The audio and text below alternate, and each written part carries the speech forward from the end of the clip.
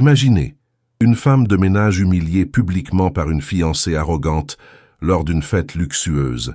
Mais que se passe-t-il ensuite? Le millionnaire surprend tout le monde avec une attitude que personne n'attendait.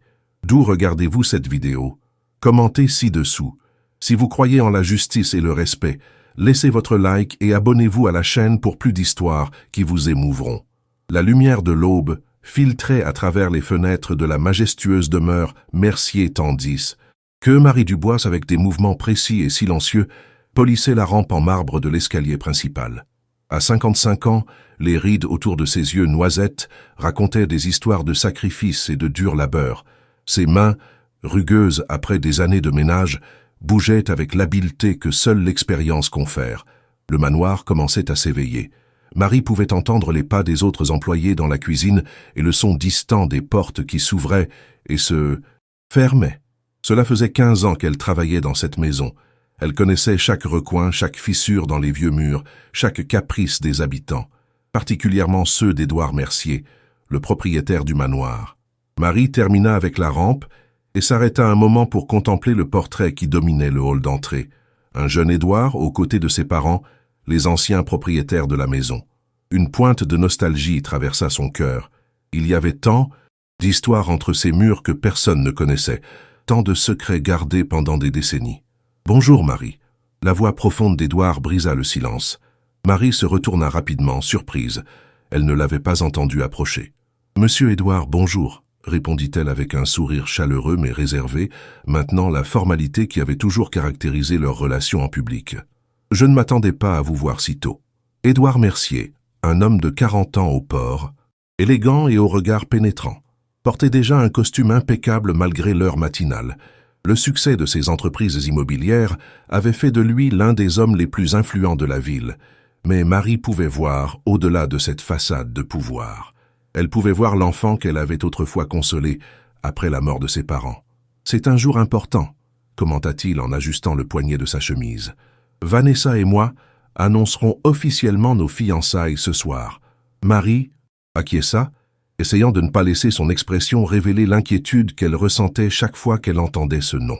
Vanessa Rivière, la future épouse d'Édouard, une femme d'une beauté saisissante et d'une ambition démesurée qui, au cours des 6 mois qu'elle avait fréquenté le manoir, ne lui avait jamais adressé que des ordres tranchants. « Ce sera une célébration merveilleuse, j'en suis sûre, » dit Marie, retournant à ses tâches. « Tout est déjà prêt pour ce soir. » Édouard l'observa.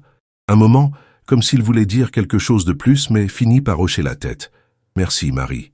Comme toujours, je ne sais pas ce que je ferais sans toi. » Quand Édouard s'éloigna, Marie expira lentement. « Si tu savais, » pensa-t-elle en reprenant son travail, « si tout le monde savait. » Ses souvenirs s'envolèrent 25 ans en arrière, lorsque la tragédie avait frappé la famille Mercier et qu'elle, alors jeune employée de la maison, avait pris des décisions qui changeraient sa vie à jamais. Le bruit de talons sur le marbre la ramena à la réalité. Vanessa Rivière descendait l'escalier avec la grâce étudiée de celle qui se sait observée. Ses cheveux blonds parfaitement coiffés encadraient un visage aux traits ciselés et aux lèvres toujours peintes en rouge. Elle portait un ensemble qui coûtait probablement plus que le salaire de 3 mois de Marie. « J'ai besoin que l'argenterie soit parfaitement polie pour ce soir, » dit Vanessa, sans même la saluer ou la regarder directement. « Et assurez-vous que les fleurs soient exactement comme je les ai demandées. Pas d'improvisation. »« Bien sûr, mademoiselle Rivière, » répondit Marie d'une voix neutre. « Tout sera comme vous le souhaitez. » Vanessa la regarda alors, ses yeux bleus l'évaluant avec la froideur de quelqu'un qui examine un objet. « Et s'il vous plaît, ce soir, restez invisible. C'est un événement pour des personnes importantes, » ajouta-t-elle, sa voix distillant un mépris à peine contenu. « Je ne veux pas que les invités qu'à se rappeler qu'ils sont dans une maison avec de la domesticité. » Sans attendre de réponse, Vanessa continua son chemin vers la salle à manger. Marie resta immobile quelques secondes, respirant profondément pour contenir l'indignation qui grandissait en elle. Ce n'était pas la première fois que Vanessa la traitait comme si elle était moins qu'humaine. Mais chaque nouvelle humiliation s'ajoutait à un puits de ressentiment qui devenait de plus en plus difficile à ignorer. « Patience, dit-elle, tu le fais pour Édouard. » Mais même en se répétant ces mots, une question persistante tournait dans son esprit. Comment un homme aussi noble qu'Édouard pouvait-il être aveuglément amoureux de quelqu'un comme Vanessa? Marie regarda à nouveau le portrait de la famille Mercier. La réponse à cette question, comme tant d'autres choses dans cette maison, restait cachée sous des couches et des couches de secrets que personne n'osait déterrer. Des secrets qui, sans qu'elle le sache, étaient sur le point d'être révélés de la manière la plus inattendue. Le grand salon du manoir Mercier resplendissait sous la lumière des lustres en cristal. Des fleurs blanches et dorées ornaient chaque surface, et le murmure élégant des conversations se mêlait à la musique douce d'un quatuor à cordes. Marie observait discrètement depuis un coin comment les invités, hommes d'affaires, politiciens, célébrités, arrivaient dans un défilé interminable de costumes coûteux et de bijoux éblouissants. Ses yeux suivaient involontairement Édouard, qui recevait les invités aux côtés de Vanessa.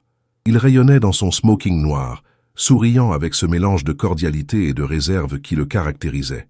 Vanessa, à ses côtés, éblouissait dans une robe blanche qui semblait conçue spécifiquement pour capturer tous les regards. Ils forment un beau couple, n'est-ce pas? La voix de Camille, la cuisinière principale, et la seule personne du manoir qui connaissait quelque chose du passé de Marie, la fit sursauter. « Il semblerait », répondit Marie d'un ton neutre, ajustant inutilement un arrangement floral pour occuper ses mains. Camille, une femme robuste de 60 ans au caractère aussi fort que sa cuisine, lui lança un regard perspicace. « Je te connais depuis trop longtemps, Marie. Je sais que tu ne la supportes pas. » Marie soupira. Cela n'avait pas de sens de prétendre avec Camille. Il ne s'agit pas de ce que je ressens. C'est le choix d'Édouard. Un choix qui pourrait le détruire, murmura Camille, observant le couple. Cette femme ne voit que l'empire Mercier, pas l'homme. Marie ne répondit pas. Les paroles de Camille reflétaient ses propres craintes, mais qui était-elle pour interférer?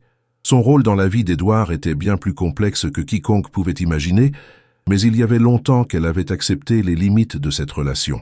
Un mouvement attira son attention. Xavier Mercier, le cousin d'Édouard et son associé dans les affaires familiales, s'approchait du couple d'hôtes. Contrairement à Édouard, Xavier n'avait jamais caché sa désapprobation envers Vanessa. Marie pouvait sentir la tension même à distance. « Excuse-moi, Camille, je dois vérifier que tout est en ordre dans la cuisine », s'excusa-t-elle, s'éloignant avant que la cuisinière ne puisse répondre. Dans la sécurité relative de la cuisine, Marie s'autorisa un moment de faiblesse. Elle s'appuya contre le comptoir et ferma les yeux, laissant les souvenirs l'envahir. Édouard, à 15 ans, dévasté par la mort de ses parents dans ce terrible accident.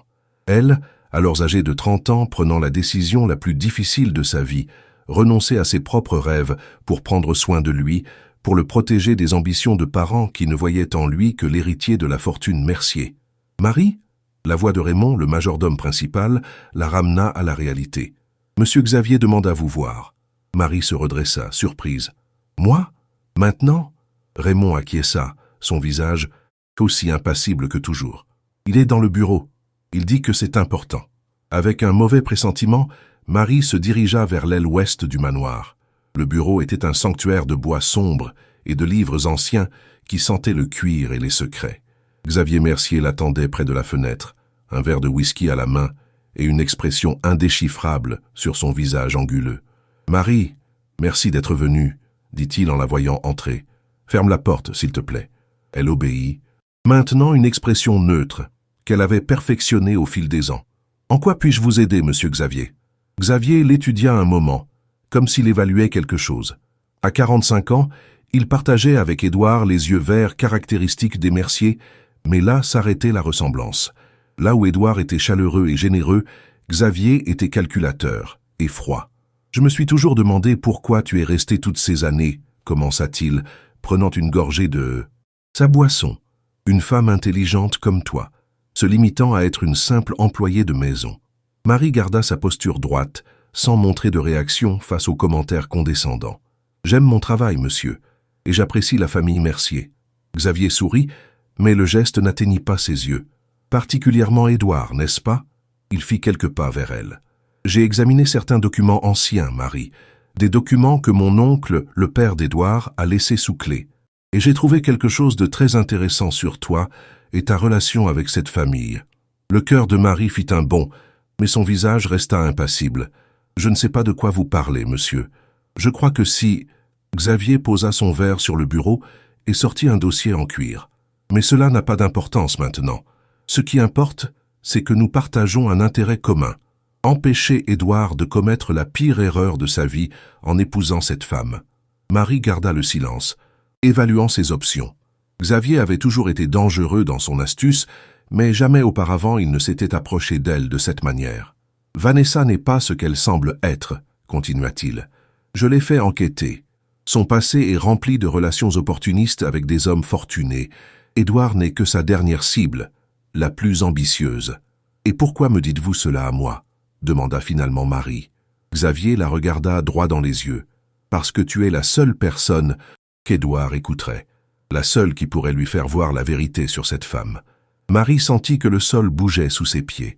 Des décennies de distanciation prudente, de maintien des apparences, menacées par les paroles de Xavier. « Vous vous trompez, monsieur, » répondit-elle d'une voix ferme. « Je ne suis que l'employé qui nettoie sa maison. Je n'ai aucune influence sur les décisions personnelles de monsieur Édouard. » Le sourire de Xavier devint presque prédateur. « Nous savons tous les deux que ce n'est pas vrai, Marie. Et si tu ne veux pas que certains secrets soient révélés, tu devrais peut-être reconsidérer ta position. » Il indiqua la porte. « Réfléchis-y. Nous pouvons nous aider mutuellement. » Marie sortit du bureau les jambes tremblantes, sentant le poids de la menace voilée de Xavier. La fête continuait dans le grand salon, ignorante du drame qui se déroulait dans l'ombre. Que savait exactement Xavier?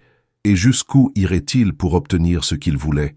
Alors qu'elle retournait au salon, une certitude s'installa dans son cœur. La bulle parfaite qu'elle avait construite pendant tant d'années était sur le point d'éclater, et les conséquences pourraient être dévastatrices pour tous.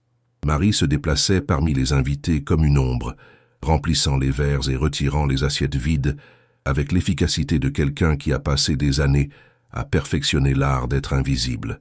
Cependant, son esprit était loin, encore en train de traiter la conversation avec Xavier et ce que cela pourrait signifier pour elle, pour tous. De l'autre côté du salon, elle capta le regard de Camille, qui lui fit un geste subtil, indiquant de s'approcher de la cuisine. Marie profita d'un moment où personne ne requérait son attention pour s'y glisser. « Quelque chose se passe », dit Camille à voix basse quand elles furent seules. « Xavier passe la soirée à parler avec les associés les plus importants d'Édouard, et ça ne semble pas être une conversation amicale. » Marie sentit un frisson. « Crois-tu qu'il complote contre Édouard ?» Camille haussa les épaules, mais son expression était grave. Ce ne serait pas la première fois qu'il essaie de saper la position de son cousin. Il n'a jamais pardonné au grand-père Mercier d'avoir laissé Édouard à la tête de l'entreprise familiale. Marie était sur le point de partager sa rencontre inquiétante avec Xavier lorsque la porte de la cuisine s'ouvrit brusquement. Vanessa entra comme une tornade, son visage parfaitement maquillé contracté en une grimace de dégoût. « Où sont les flûtes à champagne que j'ai spécifiquement demandées pour le toast ?» exigea-t-elle, ignorant la conversation qu'elle venait d'interrompre. « Il est presque 10 heures et tout doit être prêt. »« Elles sont déjà préparées, mademoiselle Rivière, » répondit Marie avec un calme professionnel. « Nous les apporterons au moment de l'annonce, comme vous l'avez indiqué. » Vanessa la regarda de haut en bas, l'évaluant avec ce dédain qu'elle réservait, spécialement au personnel de service. « Assurez-vous que ce soit le cas. » Son attention se détourna vers Camille. « Et j'espère que le menu de ce soir sera meilleur que le désastre que vous avez servi lors du dîner des associés le mois dernier. » Camille, contrairement à Marie, n'était pas aussi habile à cacher ses émotions. Son visage se tendit visiblement. « Mes plats ont toujours été au goût de monsieur Édouard, mademoiselle, » répondit-elle d'un ton tranchant. « Édouard est trop indulgent avec le personnel, » répliqua Vanessa avec un sourire froid. « Mais cela changera quand je serai la maîtresse de cette maison. » La menace implicite flotta dans l'air quand Vanessa sortit de la cuisine, aussi brusquement qu'elle était entrée. Camille marmonna quelque chose à voix basse qui ressemblait suspicieusement à une malédiction. « Cette femme va détruire tout ce que les Mercier ont construit, » dit-elle finalement. « Et le pire, c'est qu'Édouard ne le voit pas. » Marie ne répondit pas immédiatement. Ses pensées s'étaient dirigées vers ce dossier que Xavier avait en sa possession. Quel document avait-il exactement trouvé? Quel secret menaçait-il de révéler? « Je dois retourner au salon, » dit-elle finalement. « C'est presque l'heure de l'annonce officielle. » En retournant à ses tâches, Marie ne put s'empêcher de chercher Édouard du regard parmi la foule. Elle le trouva en train de converser avec animation avec un groupe d'invités, son sourire sincère, sa présence magnétique. À ses côtés, Vanessa s'accrochait à son bras comme s'il était un trophée fraîchement gagné. Marie se rappela l'adolescent vulnérable qu'elle avait connu il y a tant d'années, effrayée par le poids des responsabilités qui étaient tombées sur ses épaules trop tôt. Elle se souvint des nuits blanches à le consoler, des moments de doute, des petites victoires partagées loin des regards indiscrets. « Si tu savais », pensa-t-elle à nouveau, avec un mélange de nostalgie et de résignation. Le tintement d'un verre interrompit le murmure des conversations.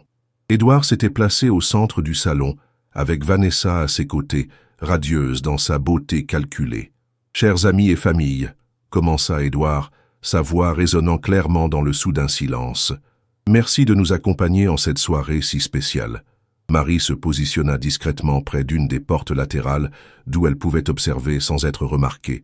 Elle vit Xavier de l'autre côté du salon, avec une expression indéchiffrable, tandis qu'il buvait dans son verre. « Comme beaucoup d'entre vous le savent, » continua Édouard, « ces derniers mois ont apporté un changement merveilleux dans ma vie. » Il regarda Vanessa avec adoration. « Ce soir, je veux annoncer officiellement mes fiançailles avec la femme qui a illuminé mon monde d'une manière que je n'aurais jamais cru possible. » Les applaudissements éclatèrent dans le salon, tandis qu'Édouard prenait la main de Vanessa et l'embrassait délicatement.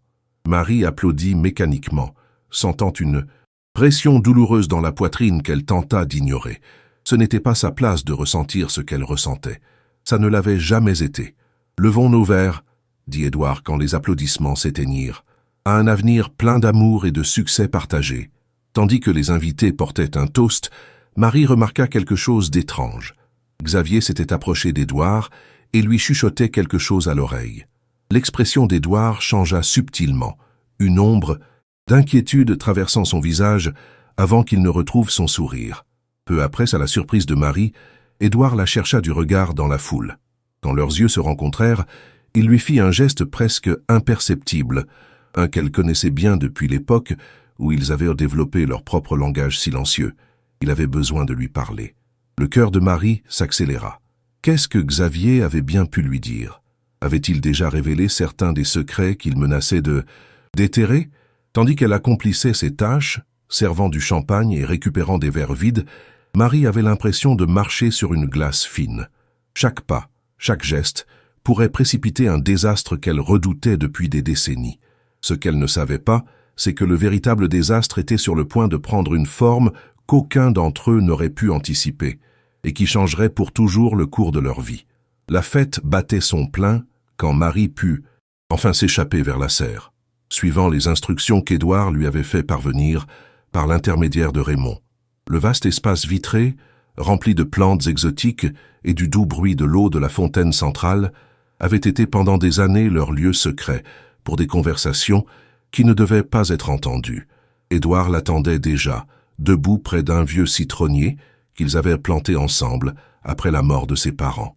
La lumière de la lune filtrait à travers le toit, de verre dessinant des motifs argentés sur son visage tendu. « Merci d'être venue, Marie », dit-il dès qu'il la vit entrer. « Je sais que tu es occupée avec la fête. »« J'ai toujours du temps pour toi, Édouard », répondit-elle, se permettant d'utiliser son prénom sans formalité, comme il le faisait en privé. « Que se passe-t-il » Édouard passa une main dans ses cheveux, un geste que Marie reconnaissait comme un signe de sa profonde préoccupation. « Xavier m'a dit quelque chose, troublant, » commença-t-il, choisissant soigneusement ses mots. « Il dit qu'il a découvert des documents sur ma famille, sur mes parents, des documents qui pourraient changer la façon dont je vois mon passé. » Marie sentit que le sol bougeait sous ses pieds.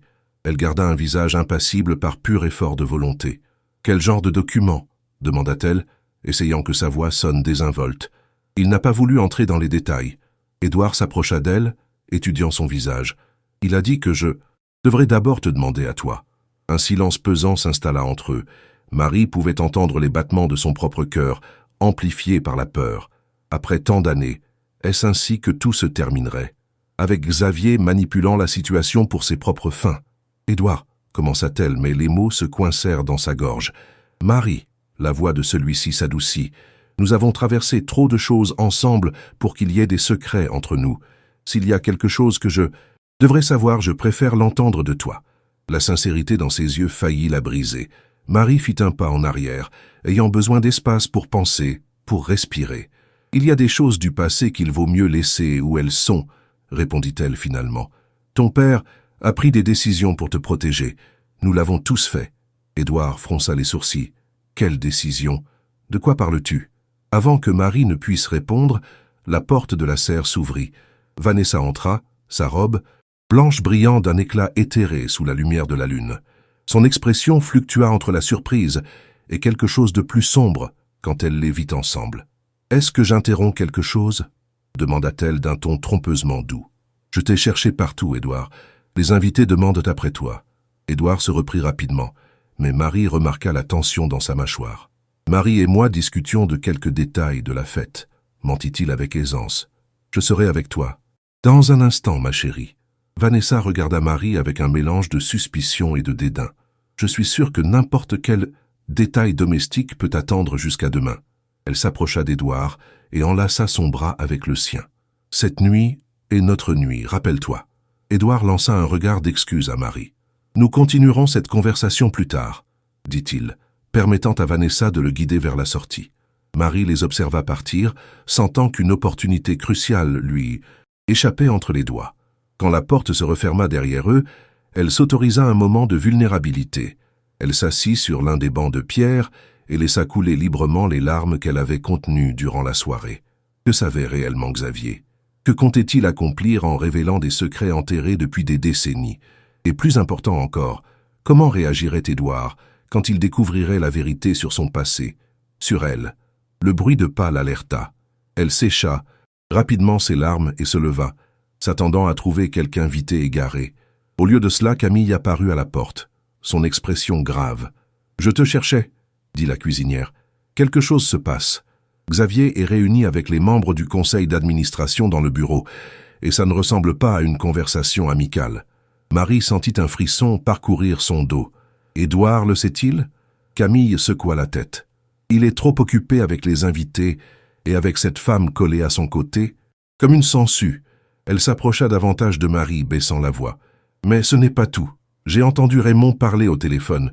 Il semble que Xavier ait engagé quelqu'un pour enquêter sur le passé de Vanessa. » L'information frappa Marie comme une vague froide. Si Xavier enquêtait sur Vanessa, il avait probablement découvert quelque chose qu'il pourrait utiliser contre elle. Quelque chose qui pourrait lui donner un avantage non seulement sur elle, mais aussi sur Édouard. « C'est plus grave que je ne le pensais, » murmura Marie, plus pour elle-même que pour Camille. « Qu'allons-nous faire ?» demanda Camille, sa force habituelle momentanément ébranlée par l'inquiétude. Si Xavier complote contre Édouard, Marie prit une décision à cet instant.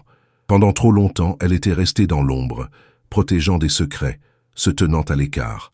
Mais maintenant, Édouard était en danger, prise entre les ambitions de Vanessa et les machinations de Xavier. « Je vais parler à Édouard ce soir même, » dit-elle avec résolution, avant que Xavier ne puisse déformer la vérité. « Il est temps qu'il sache tout. » L'expression de Camille refléta la surprise puis la compréhension. « Tout? Tu es sûre ?» Marie acquiesça, sentant un poids se soulever de ses épaules, alors même qu'un autre, plus immédiat, s'installait dans son cœur. « Je n'ai pas d'autre choix. Si ce n'est pas moi qui le fais, Xavier le fera à sa manière, et cela pourrait détruire Édouard. » Tandis qu'elle retournait au salon principal, Marie avait l'impression de marcher vers le bord d'un précipice. Pendant 25 ans, elle avait protégé Édouard, même de la vérité quand c'était nécessaire. Maintenant, elle devrait faire face aux conséquences de décisions prises il y a bien longtemps, des décisions qui avaient défini non seulement sa vie, mais aussi celle d'Édouard. Ce qu'elle ne savait pas, c'est que le destin avait d'autres plans pour cette nuit, et que la vérité trouverait son chemin vers la lumière d'une manière qu'aucun d'entre eux n'aurait pu anticiper. L'horloge du manoir sonna minuit avec des coups solennels qui résonnèrent dans les salons.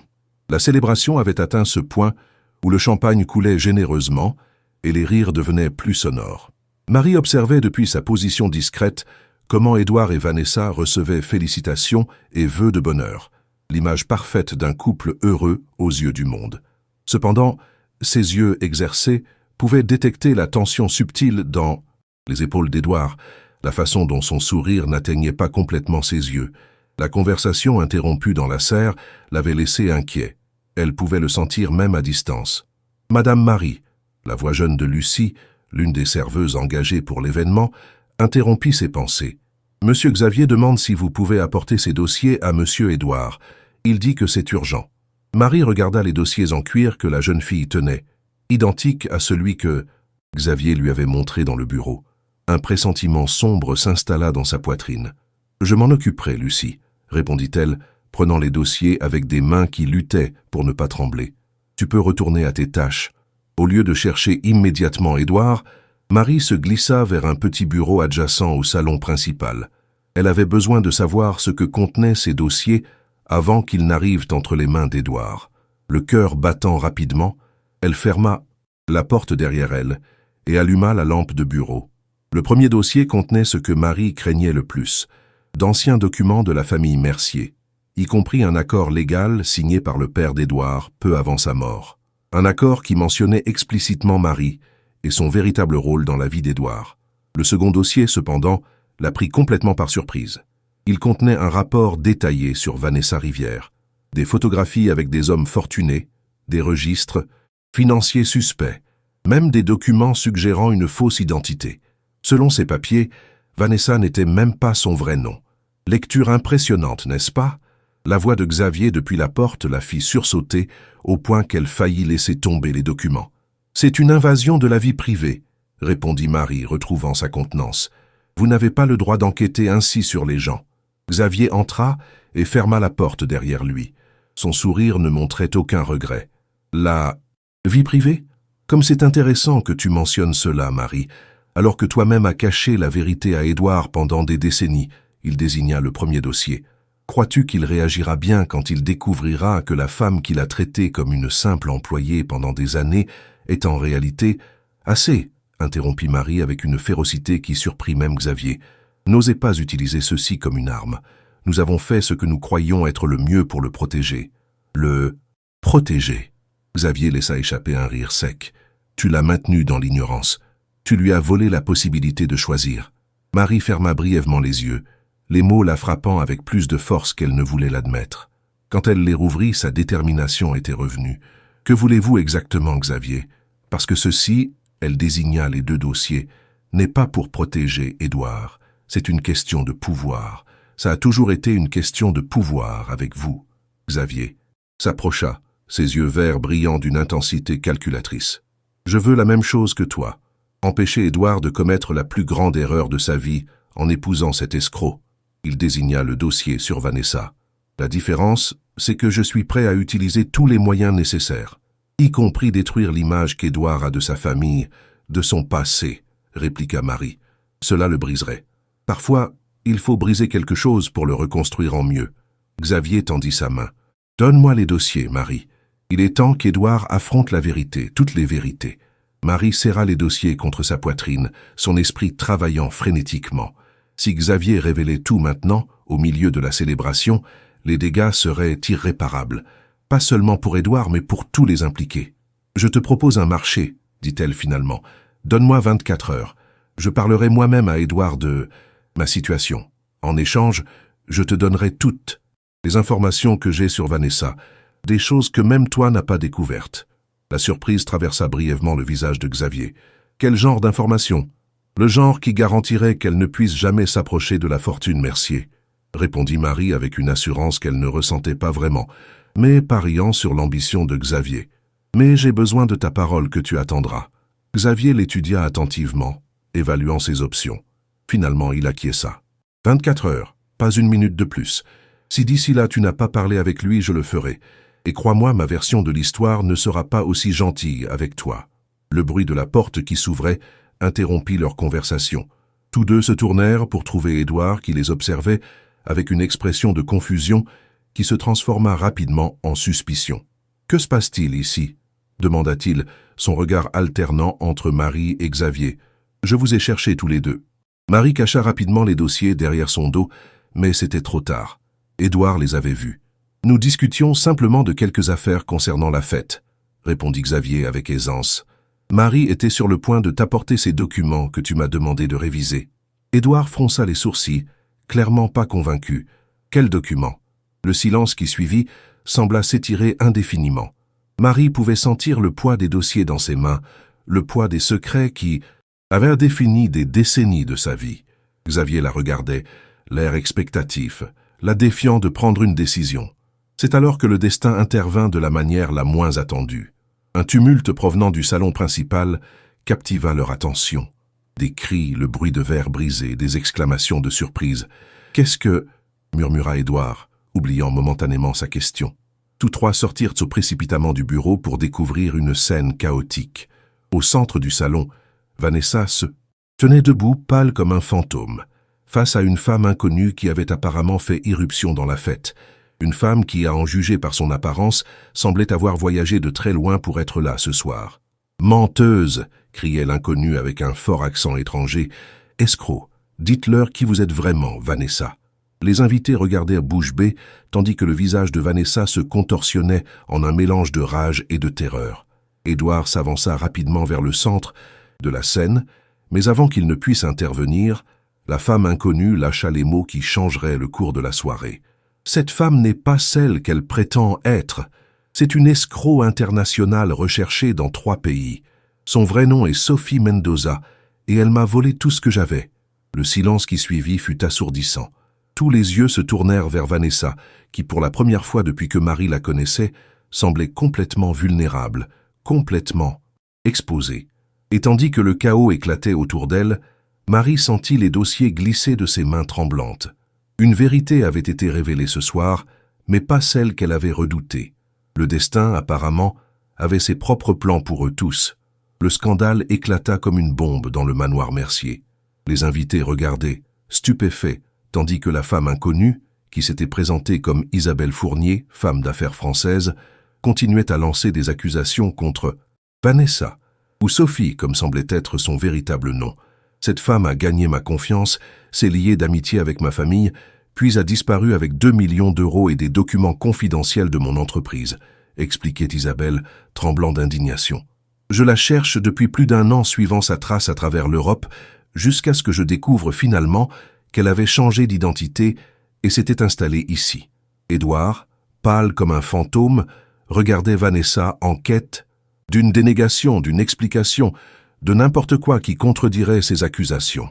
Mais le visage de celle-ci, normalement assuré et contrôlé, s'était transformé en un masque de panique. « Édouard ne l'écoute pas, » dit-elle finalement, sa voix à peine audible. « Cette femme est folle, je ne la connais pas, je ne l'ai jamais vue. » Isabelle laissa échapper un rire amer et sortit de son sac plusieurs photographies. « Tu ne me connais pas?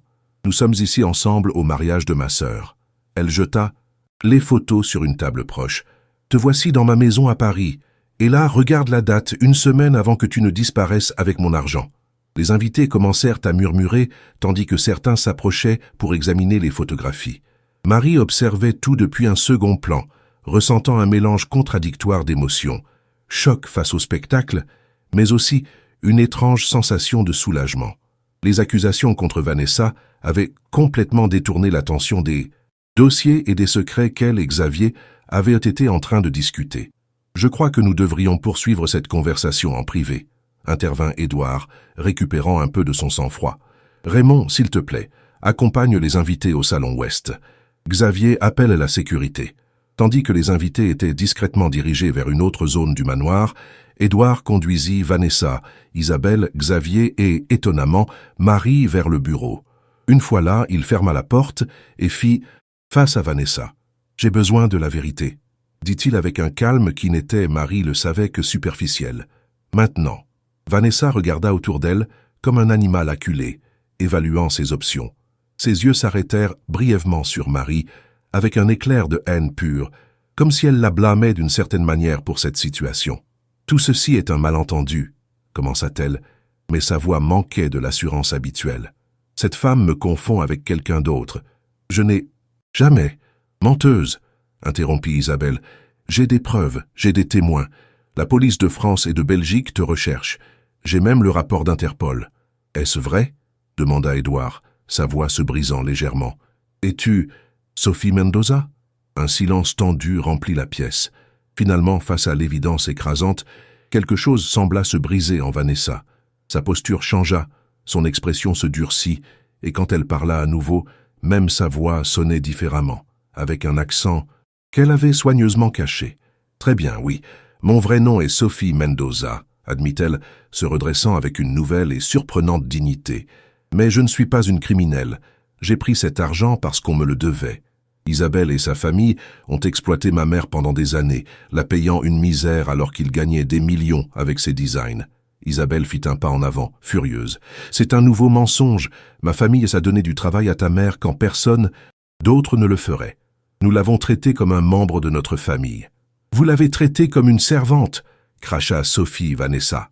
Elle est morte en travaillant pour vous, sans reconnaissance, sans rien à son nom. J'ai simplement pris ce qui lui revenait. Édouard leva une main, arrêtant l'échange de plus en plus houleux. Si ce que tu dis est vrai, pourquoi ne pas me l'avoir dit? Pourquoi inventer toute une fausse identité? La femme que tous avaient connue sous le nom de Vanessa laissa échapper un rire amer. M'aurais-tu donné une chance si je m'étais présentée comme Sophie Mendoza, la fille d'une couturière immigrée? Si je t'avais dit que je fuyais la justice? Ses yeux se durcirent. Les gens comme toi ne respectent que les gens comme Vanessa Rivière, avec son lignage inventé et ses connexions dans la haute société. Ces paroles frappèrent Édouard comme une gifle physique. Marie vit la douleur sur son visage, l'incrédulité se transformant lentement en une colère contenue. « Tu ne me connais pas du tout si tu penses cela, » dit-il finalement avec un calme dangereux. « Toute notre relation n'a été qu'un mensonge. » Xavier, qui était resté inhabituellement silencieux, fit un pas en avant. « Nous devrions appeler la police, » suggéra-t-il, son ton pratique contrastant avec la charge émotionnelle du moment. « S'il y a un mandat d'Interpol, non !» s'exclama Sophie Vanessa, sa façade de contrôle s'effondrant complètement. « Édouard, s'il te plaît, ce que je ressens. Pour toi est réel. Ça n'a jamais été un mensonge. » Édouard la regarda pendant un long moment, son expression indéchiffrable. Puis, sans dire un mot, il sortit de sa poche la petite boîte en velours qui contenait la bague de fiançailles qu'il avait fièrement montrée pendant la fête. Il la posa sur le bureau d'un geste délibéré. « Xavier, accompagne mademoiselle Fournier au commissariat pour qu'elle dépose sa plainte, » dit-il d'une voix atone. « Et assure-toi que mademoiselle Mendoza reste ici jusqu'à l'arrivée de la police. »« Édouard, je t'en prie, » tenta à nouveau Sophie Vanessa, des larmes sincères coulant de ses yeux. « Tout ce que j'ai fait, c'était pour survivre.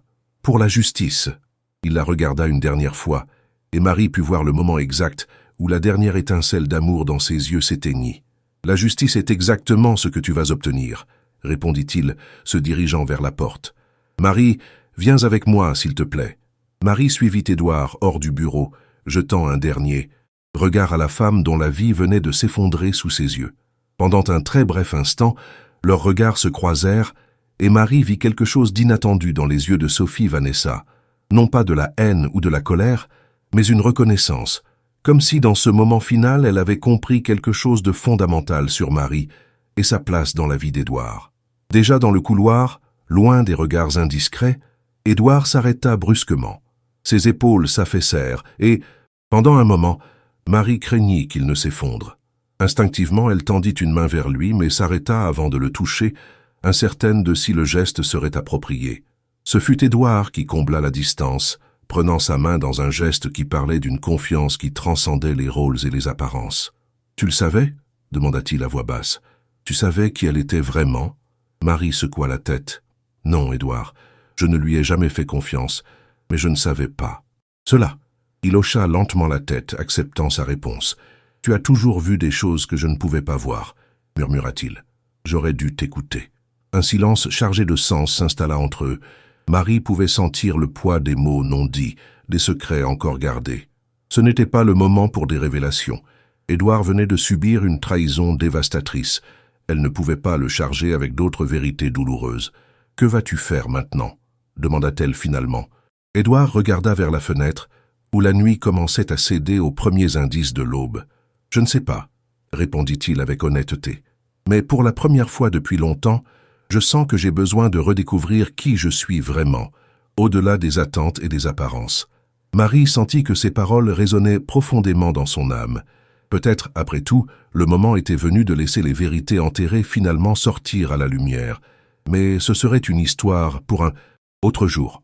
Pour l'instant, elle se contenta d'être présente pour Édouard, comme elle l'avait été pendant 25 ans, offrant le réconfort silencieux de sa présence, tandis qu'il faisait face aux décombres de ce qu'il avait cru être son avenir.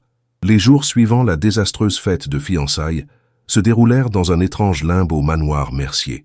La nouvelle du scandale avait filtré jusqu'à la presse, malgré les efforts de Xavier pour garder l'affaire privée. Les tabloïds se délectaient à des détails. La mondaine qui s'avérait être une escroc internationale, l'homme d'affaires trompé, la luxueuse fête qui s'était terminée par une arrestation.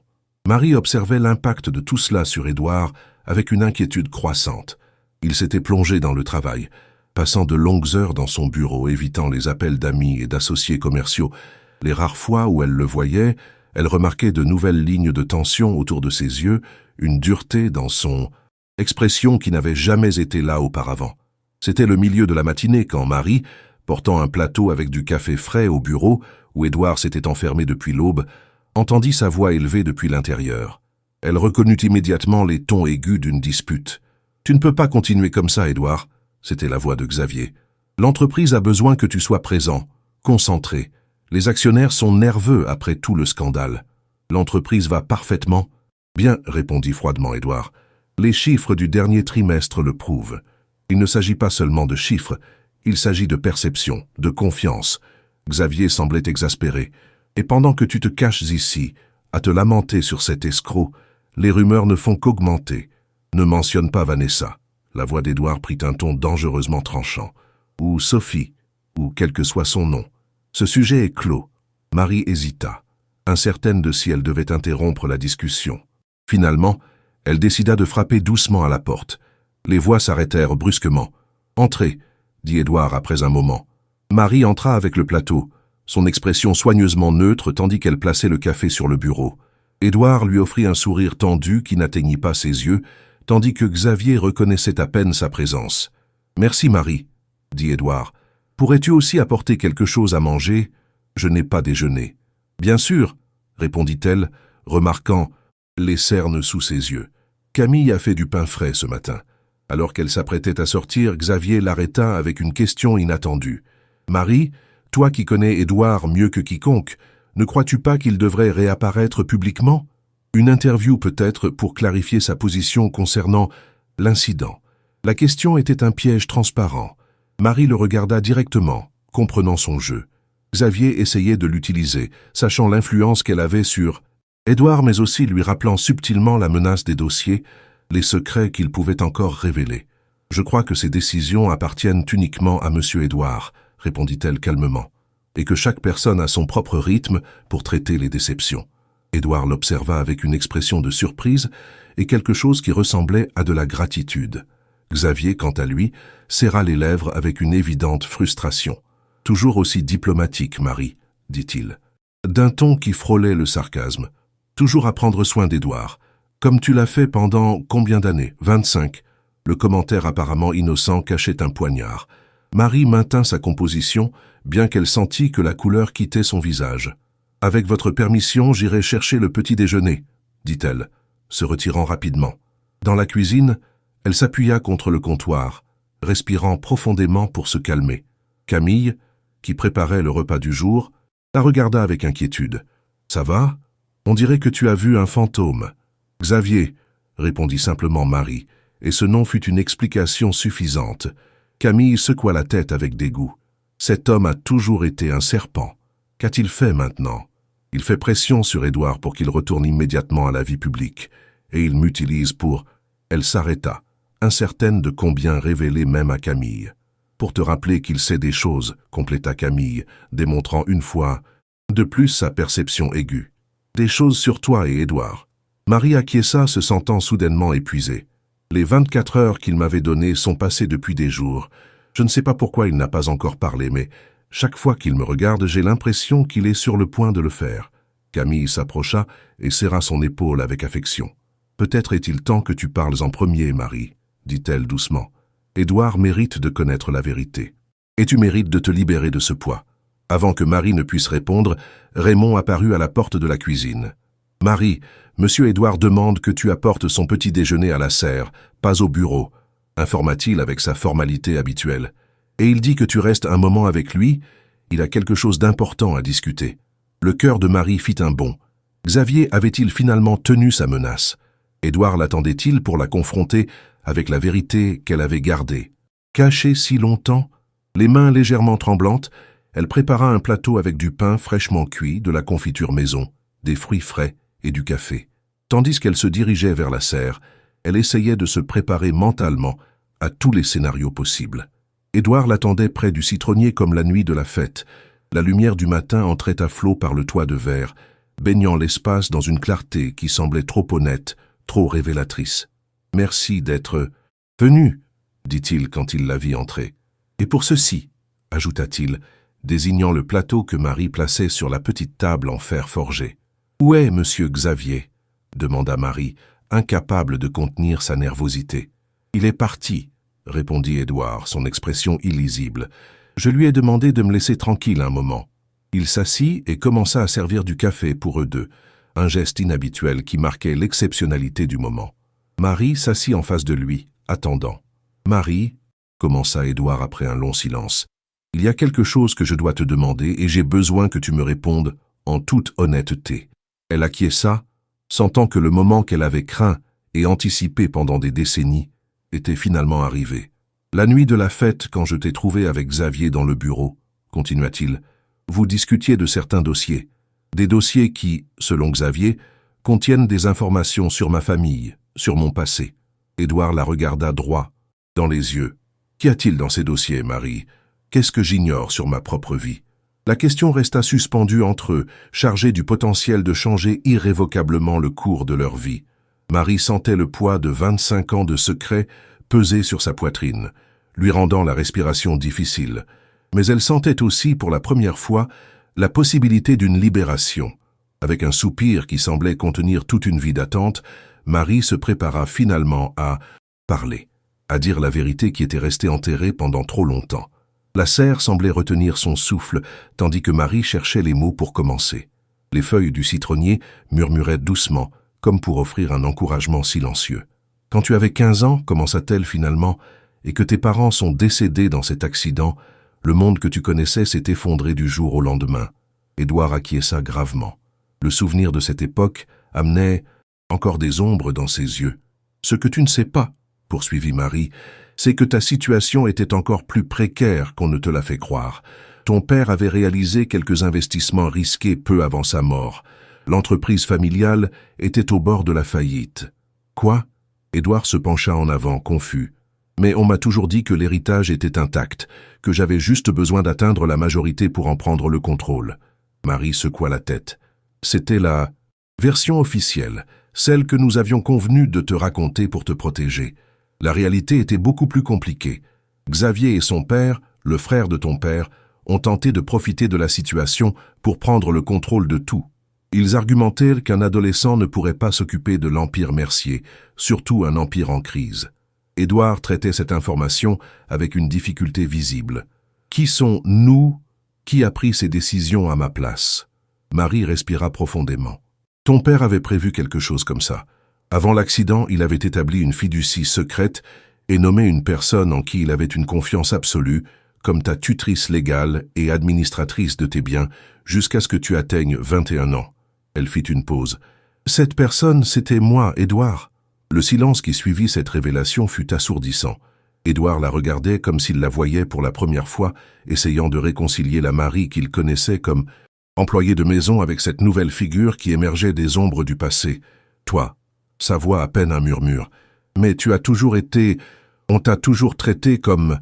C'était la meilleure façon de te protéger, » expliqua Marie, les yeux humides. « Si le monde extérieur croyait que je n'étais qu'une employée parmi d'autres, personne ne soupçonnerait mon véritable rôle. Je pouvais te surveiller de près, te guider sans que cela ne paraisse une imposition, te garder à l'abri de ceux qui voulaient profiter de toi. » Édouard se leva brusquement, passant une main dans ses cheveux dans un geste d'agitation. « Tout ce temps, » murmura-t-il, « toutes ces fois où je t'ai traité comme une employée, où je t'ai donné des ordres, où j'ai permis que d'autres, que Vanessa... » Il s'interrompit, la honte tintant ses paroles. Marie s'empressa de le rassurer. C'était ce que tu devais faire, ce que nous devions tous deux faire pour maintenir l'apparence. Mais pourquoi continuer cette farce après? Mais 21 ans? Pourquoi ne pas me dire la vérité alors? Marie se leva également, s'approchant de la fontaine qui bouillonnait doucement au centre de la serre. Au début, c'était parce que tu commençais à peine à redresser l'entreprise. Te révéler que tu avais vécu un mensonge partiel pendant des années aurait pu te déstabiliser à un moment crucial, expliqua-t-elle, passant ses doigts dans l'eau cristalline. Ensuite, Je suppose que le temps a passé et les rôles sont devenus confortables, familiers. Je craignais que la vérité puisse altérer tout ce que nous avions construit. Édouard la regarda fixement, comme s'il essayait de recalibrer 25 ans de souvenirs à la lumière de cette nouvelle information. Qu'est-ce que j'ignore d'autre, Marie? Quels autres secrets y a-t-il dans ces dossiers? Marie ferma brièvement les yeux. C'était la partie la plus difficile. Ton père et moi, nous étions plus proches que les gens ne le savaient, commença-t-elle d'une voix douce.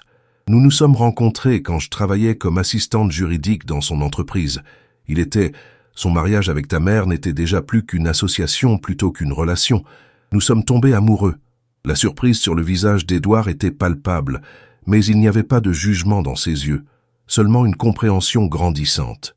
Notre relation a duré des années, toujours discrète.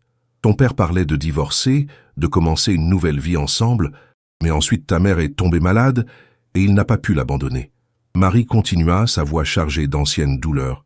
Quand ils sont morts tous les deux, je n'ai pas seulement perdu l'homme que j'aimais, je suis aussi devenu responsable de son fils adolescent, un fils qui ne savait rien de nous. Édouard s'approcha lentement d'elle, son expression un mélange complexe d'émotions. C'est pour ça que tu es resté? Parce que tu as promis à mon père que tu prendrais soin de moi? Marie secoua doucement la tête. Je suis resté parce que je t'aimais, Édouard. Je t'avais vu grandir depuis que tu étais enfant. Tu n'étais pas une obligation, tu étais ma famille. Le mot flotta entre eux, chargé de sens. Édouard s'arrêta à un pas de distance, étudiant son visage comme s'il essayait de mémoriser chaque ligne, chaque détail qu'il avait négligé pendant toutes ces années. Tout ce temps, dit-il finalement, tu t'es sacrifié, tu as vécu dans l'ombre, tu as supporté des humiliations. Pour moi, ce n'était pas un sacrifice, répondit Marie avec un sourire triste. Te voir devenir l'homme que tu es aujourd'hui a été le plus grand privilège de ma vie. Quelque chose se brisa dans la contenance d'Édouard. Dans un mouvement impulsif, il franchit la distance entre eux et la serra fort dans ses bras, une étreinte qui semblait vouloir compenser des décennies d'étreintes non données, de reconnaissance non exprimée. Marie, d'abord surprise, se permit finalement de laisser tomber le masque d'employé, de subordonné, et lui rendit son étreinte avec le naturel de quelqu'un qui retrouve quelque chose longtemps perdu. « Je suis tellement désolé », murmura Édouard contre ses cheveux. « Désolé de ne pas avoir vu, de ne pas avoir demandé, d'avoir permis que Vanessa te traite de cette façon. Tu n'avais aucun moyen de savoir, » répondit-elle, s'éloignant doucement pour le regarder dans les yeux. C'était l'idée, après tout. Édouard secoua la tête, une nouvelle détermination se formant dans ses yeux. « Cela s'arrête aujourd'hui, Marie. Plus de secrets, plus de prétentions. Il est temps que le monde sache qui tu es vraiment, le rôle que tu as joué dans cette famille, dans cette entreprise. » Marie ressentit une vague de panique. « Édouard, ce n'est pas si simple. Il y a des considérations légales, des explications à donner. La complexité m'importe peu, » interrompit-il avec fermeté. « Nous avons vécu un mensonge pendant trop longtemps. Il est temps de dire la vérité. Nous le devons à mon père, nous nous le devons à nous-mêmes. » Avant que Marie ne puisse répondre, la porte de la serre s'ouvrit brusquement. Xavier entra précipitamment, son visage contorsionné en une grimace de rage à peine contenue. « Te voilà !» s'exclama-t-il regardant Édouard. « As-tu une idée de ce qui se passe pendant que tu joues aux confessions avec le personnel ?» Édouard se tendit visiblement, se plaçant instinctivement entre Marie et son cousin. « Surveille ton ton, Xavier, et ne te réfère plus jamais à Marie de cette façon. » Xavier laissa échapper un rire méprisant. « Ah, je vois qu'elle t'a finalement raconté son petit secret. T'a-t-elle aussi dit comment elle a manipulé ton père quand il était vulnérable? Comment elle a assuré sa position juste avant l'accident ?» Marie sentit que le sang quittait son visage. « Ce n'est pas vrai, » dit-elle d'une voix tremblante. « Ce qu'il y a eu entre ton père et moi était sincère, Édouard. Je n'ai jamais cherché un bénéfice personnel. » Édouard ne détourna pas son regard de Xavier, sa voix dangereusement contrôlée quand il parla. « Je vais te demander une seule fois de te retirer, Xavier. Cette conversation ne te concerne pas. »« Oh, mais si, elle me concerne, » répondit Xavier, sortant de sa veste un dossier que Marie reconnut avec horreur. « Surtout quand elle affecte l'avenir de l'entreprise familiale. Savais-tu que ta chère Marie, ici présente, est sur le point d'hériter d'une part significative de tes actions ?» Édouard fronça les passes cils, sourcils confus. « De quoi parles-tu » Xavier sourit triomphalement, lui tendant le dossier. « Ton père a laissé un testament secret qui ne s'activerait que lorsque tu aurais 40 ans, ou quand la vérité sur Marie serait révélée, ce qui arriverait en premier. Il désigna Marie avec mépris. « Félicitations, cousine. Il semble que tu aies finalement obtenu ce que tu voulais. » Le mot « cousine » resta suspendu dans l'air comme une bombe sur le point d'exploser. Édouard regarda Marie avec une confusion renouvelée. « Cousine » répéta-t-il lentement. « De quoi parle-t-il » Marie sentit que le monde s'arrêtait autour d'elle. C'était le dernier secret, celui qu'elle avait juré d'emporter dans sa tombe. Mais il n'y avait plus de retour en arrière. « Mon nom complet, dit-elle d'une voix à peine audible, est Marie Dubois-Mercier. Ma mère était la sœur cadette de ton grand-père. Elle a été déshéritée quand elle s'est mariée avec un immigrant sans fortune. » Ses yeux se remplirent de larmes. « Je suis ta cousine au second degré, Édouard. Je l'ai toujours été. » Le silence qui suivit la révélation de Marie sembla s'étendre indéfiniment. Édouard la regardait fixement, son visage un masque indéchiffrable d'émotions contradictoires.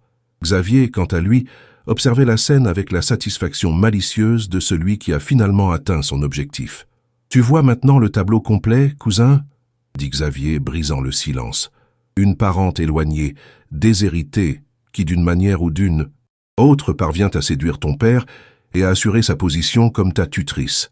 Très pratique, n'est-ce pas ?» Édouard ne répondit pas immédiatement.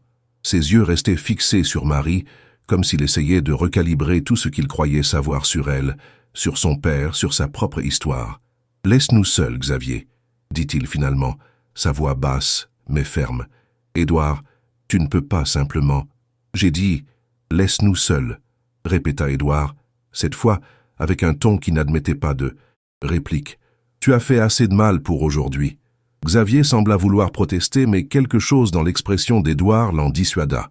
Avec un geste de frustration, il jeta le dossier sur la table. « Lis-le toi-même, » dit-il avant de se diriger vers la sortie. « Quand tu auras fini de vivre ce drame familial, il y a une entreprise qui requiert ton attention. » La porte se ferma avec un coup sec derrière lui, laissant Édouard et Marie seuls à nouveau, mais avec un abîme de révélations non digérées entre eux. Marie fut la première à parler, sa voix à peine un murmure. « Je suis désolé, Édouard. J'aurais dû tout te raconter dès le début. » Édouard s'approcha lentement de la table et prit le dossier. Il l'ouvrit et commença à examiner son contenu, tournant les pages avec une expression grave. « Tu es de ma famille, » dit-il finalement, comme s'il goûtait ces mots. « Toute ma vie, j'ai eu de la famille à mes côtés, sans le savoir. Ton père voulait te protéger, » expliqua Marie. « Si la famille savait qu'une Mercier déshéritée était en charge de toi et de l'entreprise, ils auraient remué ciel et terre pour m'enlever ta tutelle. Nous avons convenu de garder mon identité secrète jusqu'à ce que tu sois prêt à prendre les rênes toi-même. »« Et après ?» demanda Édouard, levant les yeux des documents. « Pourquoi continuer le mensonge pendant 20 ans de plus ?» Marie s'approcha de la fenêtre, observant le jardin qui s'étendait au-delà de la serre. Le jardin qu'elle avait entretenu, pendant des décennies comme s'il était le sien, parce que d'une certaine façon il l'était. « Au début, c'était par protection, » répondit-elle avec sincérité. « Ensuite, je suppose que c'était par peur, peur que tu te sentes trahi, que tu penses que tout avait été une manipulation, comme le suggère Xavier. » Elle se tourna pour lui faire face, ses yeux brillants de larmes contenues. Et avec le temps, les rôles sont devenus confortables. Je savais exactement qui j'étais dans cette maison, quelle était ma place. Révéler la vérité signifiait affronter des questions pour lesquelles je n'avais pas de réponse. Édouard laissa les documents et s'approcha d'elle, son expression s'adoucissant. « Quelle question, Marie ?» Elle détourna le regard, incapable de soutenir l'intensité de ses yeux verts. « Des questions sur ma relation avec ton père, sur mes motivations, sur ce qui viendrait après, une fois que la vérité serait révélée. » Sa voix se brisa légèrement. C'était plus facile de rester. Simplement Marie, l'employée loyale que tout le monde tenait pour acquise. Édouard prit doucement sa main, un geste si inhabituel entre eux que Marie sentit un frisson parcourir son dos. « Je ne t'ai jamais considérée comme acquise, » dit-il d'une voix profonde. « Même quand je ne connaissais pas la vérité, j'ai toujours su que tu étais plus qu'une simple employée. Tu étais... » Il sembla chercher le mot juste. « Tu étais ma constante, Marie, la seule personne qui a toujours été là, sans condition. » Marie sentit que quelque chose se dénouait dans sa poitrine, un nœud de douleur et de secret qu'elle avait porté si longtemps qu'il était devenu une partie d'elle. Ton père serait si fier de l'homme que tu es devenu, dit-elle, se permettant finalement de parler comme la famille qu'elle était. Tous les jours, je vois quelque chose de lui en toi, sa générosité, son intelligence, sa capacité à voir le meilleur chez les gens. Un sourire triste traversa le visage d'Édouard, sauf quand il s'agit de juger mes partenaires, apparemment. Le souvenir de Vanessa Sophie flotta entre eux comme un nuage sombre. J'aurais dû t'écouter. L'amour nous aveugle tous, répondit Marie avec douceur. Même moi. L'implication de ses paroles resta suspendue dans l'air. Édouard la regarda avec une compréhension renouvelée. Tu l'aimais vraiment, ce n'était pas une question. Marie acquiesça, se permettant finalement de reconnaître ouvertement ce qu'elle avait gardé dans son cœur pendant tant d'années. De toute mon âme. Et je t'ai aimé comme... Elle s'arrêta, incertaine de comment définir une relation si complexe. Comme un fils, compléta Édouard, avec une certitude qui la surprit. Maintenant, tout prend sens. La façon dont tu semblais toujours savoir ce dont j'avais besoin, même avant moi. Comment tu pouvais lire mes humeurs, anticiper mes réactions? Marie sourit à travers les larmes qu'elle se permettait finalement de verser. Je n'ai jamais essayé de remplacer ta mère. Mais oui, dans mon cœur, tu as toujours été le fils que je n'ai jamais eu. Édouard fit un pas vers elle, réduisant encore la distance entre eux. Plus de secrets, dit-il avec fermeté. Plus de vie dans l'ombre, Marie. Il est temps que tu occupes la place qui te revient dans cette famille, dans cette maison. La panique traversa brièvement le visage de Marie. Édouard, le scandale vient à peine de se terminer. Les gens parlent encore de Vanessa, de comment tu as été trompé. Si maintenant apparaît une cousine, éloignée qui a travaillé comme employée de maison pendant des décennies, je me fiche de ce que les gens disent, interrompit-il avec une véhémence qui la surprit. J'ai passé trop de temps à me soucier des apparences, de ce que les autres attendent de moi. Regarde où cela m'a mené. Il s'approcha de la table et reprit le dossier, en extrayant un document spécifique. Selon ceci, mon père t'a laissé 15% de ses actions dans l'entreprise, qui seraient automatiquement transférées à la révélation de ton identité. Ses yeux parcoururent le papier. Il te laisse également la maison d'été sur la côte et une compensation économique considérable pour, je cite, les années de service et de dévouement à la famille Mercier. Marie secoua la tête, submergée. L'argent ou les propriétés ne m'ont jamais importé, Édouard. Je voulais seulement m'assurer que tu ailles bien, que tu réalises ton potentiel. Une nouvelle détermination brillait dans les yeux d'Édouard. Eh bien, maintenant je veux m'assurer que tu reçoives enfin la reconnaissance que tu mérites. Il rangea le document et se dirigea vers la porte. En commençant maintenant. Marie le suivit, alarmée. Que vas-tu faire? Édouard s'arrêta sur le seuil, un sourire décidé sur son visage. Je vais convoquer une réunion d'urgence avec le conseil d'administration, et tu viendras avec moi, non pas comme mon employé, mais comme Marie Dubois-Mercier, actionnaire de l'entreprise et membre légitime de cette famille. Tandis qu'elle suivait Édouard à travers les couloirs du manoir qu'elle avait parcouru pendant des décennies, comme une ombre, Marie ressentait un mélange contradictoire de terreur et de libération. Un nouveau chapitre commençait, un dans lequel elle n'aurait plus à se cacher, où elle pourrait enfin revendiquer sa véritable identité. Ce qu'elle ne savait pas, c'est que les révélations de ce jour n'étaient que le début d'une transformation bien plus profonde, pas seulement pour elle, mais pour tous ceux qui habitaient le manoir Mercier. La salle du conseil des entreprises Mercier n'avait jamais semblé aussi intimidante pour Marie qu'en ce moment. Assise aux côtés d'Édouard, à la tête de l'immense table en acajou, elle pouvait sentir les regards d'étonnement, d'incrédulité et, dans certains cas, d'hostilité ouverte des 12 membres du conseil d'administration. Xavier, assis à l'autre bout, l'observait avec un sourire tendu qui n'atteignait pas ses yeux. Il était arrivé délibérément en retard, faisant une entrée dramatique, alors qu'Édouard avait déjà commencé à expliquer la situation. Comme je vous le disais, continua Édouard d'une voix ferme, Marie Dubois-Mercier n'est pas seulement une employée loyale qui a été avec notre famille pendant des décennies. Elle est ma cousine au second degré, descendante directe de la branche déshéritée des Mercier, et la personne que mon père a désignée comme ma tutrice légale après son décès. Un murmure parcourut la table. Albert Vaillant, le membre le plus ancien du conseil, un homme de 70 ans qui avait travaillé avec le père d'Édouard, fut le premier à parler. « Édouard, avec tout le respect que je vous dois, c'est difficile à croire. Si ce que vous dites est vrai, pourquoi garder cela secret toutes ces années ?»« Pour me protéger, répondit Édouard.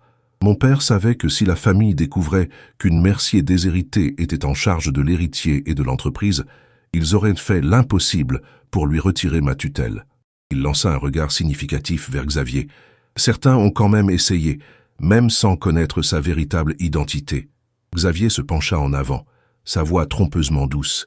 Une histoire émouvante, sans aucun doute. Mais je me demande si nos actionnaires seront aussi émus quand ils découvriront que nous avons été dirigés depuis l'ombre par quelqu'un sans expérience commerciale formelle, quelqu'un qui a nettoyé nos bureaux tout ce temps. Marie sentit le sang lui monter au visage. Mais, avant qu'elle ne puisse répondre, Édouard frappa la table de la paume de sa main. « Surveille tes paroles, Xavier », avertit-il, sa voix dangereusement contrôlée. Marie a un diplôme en administration des affaires qu'elle a obtenu pendant que tout le monde la sous-estimait. Et je te rappelle que sous sa tutelle et sa direction silencieuse, cette entreprise n'a pas seulement survécu à la crise financière que mon père a laissée, mais a triplé sa valeur. Il se tourna vers le reste du conseil, son expression déterminée. Je vous ai réunis aujourd'hui non pas pour débattre de la légitimité de Marie, qui est plus que soutenue par des documents légaux, il désigna le dossier ouvert devant lui, mais pour vous informer que, selon le testament de mon père, elle est maintenant propriétaire de 15% des actions de l'entreprise, ce qui fait d'elle la deuxième actionnaire majoritaire après moi. Le silence qui suivit cette déclaration fut assourdissant. Marie pouvait sentir le poids de tous les regards sur elle, l'évaluant, recalibrant sa position dans la hiérarchie qui jusqu'à hier semblait si clairement définie. Finalement, Lucienne Moreau, la seule autre femme du conseil, prit la parole. « Si vous me permettez la question, pourquoi maintenant ? Qu'est-ce qui a changé pour que vous décidiez de révéler ce secret familial précisément en ce moment ?» La question flotta dans l'air, chargée d'implications. Tous dans cette salle connaissaient le récent scandale avec Vanessa Sophie. Le soupçon que cette nouvelle révélation puisse être une distraction, un écran de fumée, était palpable. Marie sentit que c'était son moment de parler. Elle se redressa sur son siège, abandonnant la posture légèrement voûtée qu'elle avait adoptée inconsciemment pendant des années pour paraître moins imposante, moins visible. « Pendant 25 ans, commença-t-elle, sa voix plus ferme qu'elle ne l'espérait, j'ai tenu la promesse que j'avais faite au père d'Édouard, le protéger, le guider et maintenir notre relation secrète jusqu'à ce qu'il soit sûr de la révéler. Ce moment est arrivé. » Elle regarda directement Xavier en continuant. Non pas par commodité ou distraction, comme certains pourraient l'insinuer, mais parce que certaines informations ont récemment été mises en lumière, des informations qui rendaient impossible de garder le secret plus longtemps. Xavier plissa les yeux, comprenant la référence à sa propre intrusion. « Je comprends la surprise, même la méfiance, » poursuivit Marie, s'adressant maintenant au reste du conseil. « Je ne demande pas que vous m'acceptiez immédiatement comme faisant partie de la direction. Je demande seulement l'opportunité de démontrer que mon engagement envers cette entreprise va bien au-delà de ce que n'importe lequel d'entre vous pourrait imaginer. » Ces paroles semblèrent résonner chez plusieurs membres du conseil, particulièrement les plus anciens, ceux qui l'avaient vu se déplacer silencieusement dans les couloirs de l'entreprise pendant des décennies, toujours attentive, toujours observant. Albert Vaillant acquiesça lentement. « Je me suis toujours demandé pourquoi une femme de ton intelligence se contentait d'un travail de service. » commenta-t-il avec un demi-sourire. Maintenant, ça a du sens. Xavier, voyant que l'opinion commençait à pencher en faveur de Marie, joua sa dernière carte. « Tout cela est très émouvant, sans aucun doute, » dit-il avec une fausse sympathie. « Mais nous ne pouvons ignorer le fait que nous traversons une crise d'image publique après le malheureux incident avec mademoiselle Mendoza. Ajouter cette révélation maintenant ne fera qu'alimenter les rumeurs d'instabilité dans la direction de l'entreprise. » Édouard était sur le point de répondre quand la porte de la salle s'ouvrit. Raymond, le majordome, entra avec une expression préoccupée. « Veuillez excuser l'interruption, » dit-il formellement. « Monsieur Édouard, il y a une situation qui requiert votre attention immédiate. Mademoiselle Mendoza est à la réception insistant pour vous parler. Elle dit que c'est urgent. » Un murmure d'étonnement parcourut la salle. « Vanessa, Sophie, de retour après le scandale ?» Édouard pâlit visiblement. « Dis-lui que je suis dans une réunion importante, » répondit-il d'une voix tendue. « Je ne peux pas la voir maintenant. » Raymond parut mal à l'aise. « Monsieur, elle insiste sur le fait qu'elle possède des informations vitales qui pourraient affecter l'avenir de l'entreprise. Elle a mentionné spécifiquement Monsieur Xavier. » Tous les regards se tournèrent vers Xavier, qui maintint une expression soigneusement neutre. « Qu'est-ce que cela signifie, Xavier ?» demanda Édouard, sa voix chargée de suspicion. Xavier haussa les épaules avec une indifférence étudiée. « Je n'ai aucune idée de ce que pourrait vouloir cet escroc. Elle cherche probablement un moyen de te manipuler à nouveau. » Marie, cependant, avait remarqué le très bref éclair d'alarme dans les yeux de Xavier. Son instinct, affiné par des années d'observation silencieuse, lui disait qu'il y avait quelque chose de plus. « Je crois que nous devrions écouter ce qu'elle a à dire, » intervint-elle, surprenant tout le monde. « Si cela implique l'entreprise, nous avons le droit de savoir. » Édouard la regarda avec surprise, mais après un moment d'hésitation, il acquiesça. « Raymond, fais entrer mademoiselle Mendoza. » Les minutes qui suivirent semblèrent s'étirer interminablement. La tension dans la salle était palpable, tandis qu'ils attendaient. Finalement, la porte s'ouvrit à nouveau. Sophie Mendoza, personne ne l'appelait plus Vanessa, entra la tête haute, mais sans l'air d'arrogance qui l'avait caractérisée auparavant. Elle était vêtue simplement, sans les bijoux et accessoires ostentatoires qui faisaient autrefois partie de son image. Ses yeux, cependant, gardaient la même intensité pénétrante, tandis qu'il parcourait la salle, s'arrêtant brièvement sur Marie, avant de se fixer sur Édouard. « Merci de me recevoir, » dit-elle d'une voix contrôlée. « Je sais que je suis la dernière personne que vous souhaitez voir. »« Que veux-tu, Sophie ?» demanda Édouard directement, utilisant délibérément son vrai nom. Elle sortit un dossier de son sac, similaire mais non identique à celui que Xavier avait présenté. « Je suis venu vous remettre ceci, » répondit-elle, le posant sur la table. Des informations sur certaines affaires parallèles que Xavier Mercier a menées ces 3 dernières années. Des affaires qui pourraient se mettre en sérieux danger la réputation et la stabilité financière de cette entreprise. Le visage de Xavier se transforma en un masque de fureur. « C'est absurde !» s'exclama-t-il se levant. « Allons-nous écouter les accusations d'une criminelle avouée ?» Sophie le regarda avec un calme imperturbable. « Précisément parce que je suis une criminelle, Xavier. Je reconnais un autre quand j'en vois un. » Elle se tourna vers Édouard. « Je n'attends pas ton pardon, Édouard. Ce que j'ai fait n'a pas de justification. Mais au moins je peux faire ceci comme une forme de réparation. » Le silence qui suivit fut dense, chargé de tension et de possibilités. Marie observait attentivement tous les présents, particulièrement Xavier, dont la contenance commençait visiblement à se fissurer. À ce moment, elle comprit qu'ils étaient au bord d'une autre révélation qui pourrait changer le cours de l'entreprise Mercier, et que, pour la première fois en 25 ans, elle affronterait cette crise, non pas depuis l'ombre, mais directement à la lumière, avec sa véritable identité reconnue par tous. La salle du conseil s'était transformée en un champ de bataille silencieux. Édouard examinait les documents que Sophie avait apportés, son expression devenant plus sombre à chaque page qu'il lisait.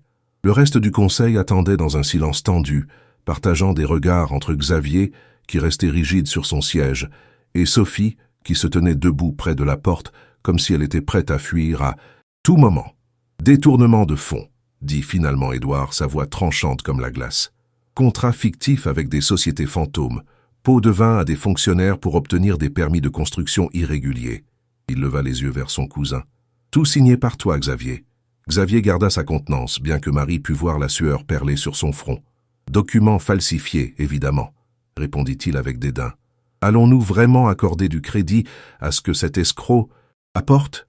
Sophie fit un pas en avant. Chaque document a son support numérique correspondant. Virement bancaire, courriel, enregistrement de réunion. Sa voix était calme, professionnelle. Tout est dans la clé USB jointe au dossier. « Et comment as-tu obtenu ces informations ?» demanda Lucienne Moreau, la sceptique du conseil. Sophie ne détourna pas le regard. « Parce que c'était initialement mon objectif, » admit-elle sans détour. « Je me suis rapproché d'Édouard pour accéder à l'entreprise. Oui, mais ce que j'ai découvert, c'est que Xavier m'avait contacté des mois auparavant, m'offrant une commission si j'aidais à discréditer Édouard et à faciliter sa prise de contrôle de l'entreprise. » Un murmure d'étonnement parcourut la salle. Édouard se tourna vers Xavier, l'incrédulité cédant la place à une fureur contenue. « Est-ce vrai ?» Xavier se leva brusquement, son masque de calme tombant finalement. « Bien sûr que non. Cette femme essaie de nous manipuler. Tu ne le vois pas ?» Il désigna Sophie avec mépris. « D'abord elle te trompe, maintenant elle essaie de nous tromper tous. »« En fait, » intervint Marie, sa voix calme mais ferme, « cela expliquerait beaucoup de choses. » Comme pourquoi tu insistais tant pour enquêter sur le passé de Vanessa, mais n'as jamais partagé tes découvertes avec Édouard jusqu'après le scandale. Les yeux de Xavier se rétrécirent dangereusement. Attention, Marie, n'oublie pas que j'ai aussi des informations sur toi qui pourraient être compromettantes. Il n'y a plus de secret à protéger, Xavier, répondit-elle, soutenant son regard. Édouard connaît la vérité sur moi, sur son père, sur tout. Édouard frappa la table de la paume de sa main, captant l'attention de tous. Assez de menaces voilées, dit-il avec autorité. Albert, s'il te plaît, contacte immédiatement notre département juridique et l'auditeur externe. Je veux que ces documents soient vérifiés dans les prochaines 24 heures. Albert Vaillant acquiesça et se leva, se dirigeant vers la porte. En passant près de Sophie, il s'arrêta brièvement. Si cela s'avère être vrai, mademoiselle Mendoza, l'entreprise vous devra des explications, dit-il à voix basse, et peut-être davantage. Quand Albert sortit, Édouard s'adressa au reste du conseil. Vu ces accusations, je propose de suspendre temporairement Xavier de ses fonctions jusqu'à ce que l'enquête soit terminée. Son ton n'admettait pas de réplique. Votes en faveur, un par un, les membres du conseil levèrent la main. Même ceux qui avaient traditionnellement été des alliés de Xavier semblaient maintenant prendre leur distance, conscients de la gravité des accusations. Xavier observa la scène avec un mélange d'incrédulité et de rage. « Vous ne pouvez pas faire ça, dit-il entre ses dents. Je suis un mercier. Cette entreprise porte mon sang autant que le tien, Édouard. C'est précisément pour cela que ce que tu as fait est si grave, répondit Édouard. Si ces accusations sont vraies, tu n'as pas seulement trahi l'entreprise, tu as trahi la famille. Il se tourna vers le secrétaire du conseil. Que soit consignée au procès-verbal la suspension temporaire de Xavier Mercier de toutes ses fonctions dans l'entreprise, effective immédiatement. On lui retirera l'accès aux installations, aux comptes corporatifs et à la documentation jusqu'à nouvel ordre. Xavier laissa échapper un rire amer. Et qui occupera ma place entre-temps? Son regard se posa sur Marie avec mépris. Ta cousine.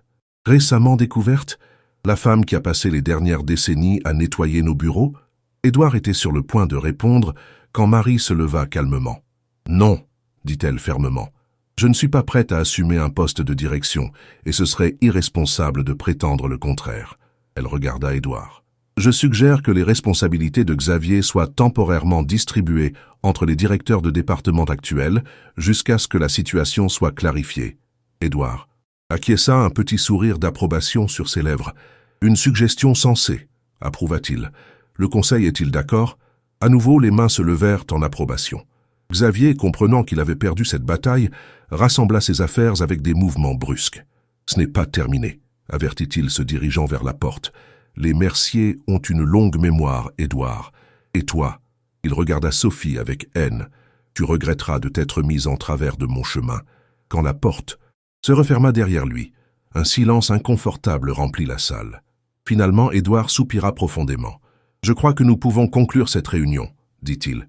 « Je vous tiendrai informé des résultats de l'enquête. » Tandis que les membres du conseil se retiraient, certains s'arrêtant pour échanger quelques mots à voix basse avec Marie ou lancer des regards curieux vers Sophie, Édouard s'approcha de cette dernière. « Pourquoi » demanda-t-il simplement. « Pourquoi revenir et risquer d'être arrêté ?» Sophie soutint son regard, toute prétention abandonnée. « Parce que je t'aimais, Édouard » répondit-elle avec une honnêteté crue. « Pas de la bonne manière, pas depuis la vérité, mais je t'aimais. Et quand j'ai découvert ce que Xavier préparait, elle secoua la tête. Certaines dettes doivent être payées. » Marie observait l'interaction depuis une certaine distance, notant la vulnérabilité chez tous deux, la douleur non résolue, les questions qui n'auraient peut-être jamais de réponse satisfaisante. « La police sait que tu es ici ?» demanda Édouard. Sophie acquiesça. « Je me suis rendu ce matin. J'ai un accord avec le procureur. Coopération contre une réduction des charges. » Un sourire triste traversa son visage. « Je n'échapperai pas aux conséquences, Édouard. Je voulais juste faire ceci d'abord. » Quelque chose s'adoucit dans l'expression d'Édouard. Pas du pardon, pas encore, mais peut-être le début d'une compréhension. « Merci, » dit-il finalement. « Cela ne change pas ce que tu avais, mais au moins cela aide. » Sophie acquiesça, comprenant les limites de ce moment de trêve.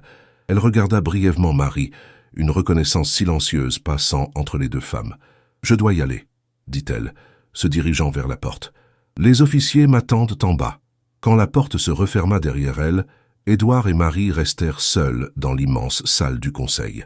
Le silence entre eux était chargé d'émotions et de révélations, trop nombreuses pour être traitées en un seul jour. « Tu vas bien ?»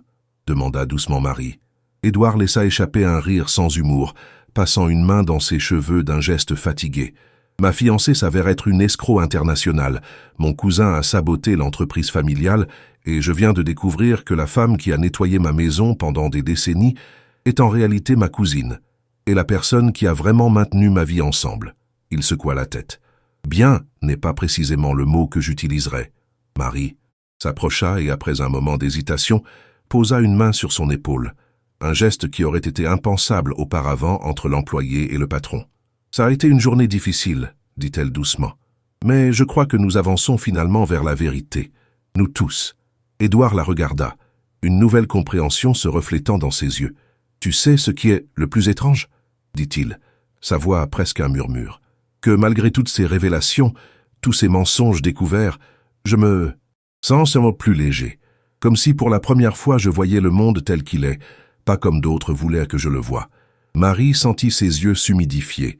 Après tant d'années à garder des secrets, à protéger des demi-vérités, l'honnêteté entre eux était comme un baume pour son âme fatiguée. « Rentrons à la maison, » dit Édouard, utilisant pour la première fois un « nous » qui incluait Marie comme famille, pas comme employé. « Ça suffit pour aujourd'hui. » Tandis qu'ils sortaient ensemble de la salle du conseil, Marie remarqua les regards curieux des employés qui les voyaient passer. Les rumeurs devaient déjà circuler.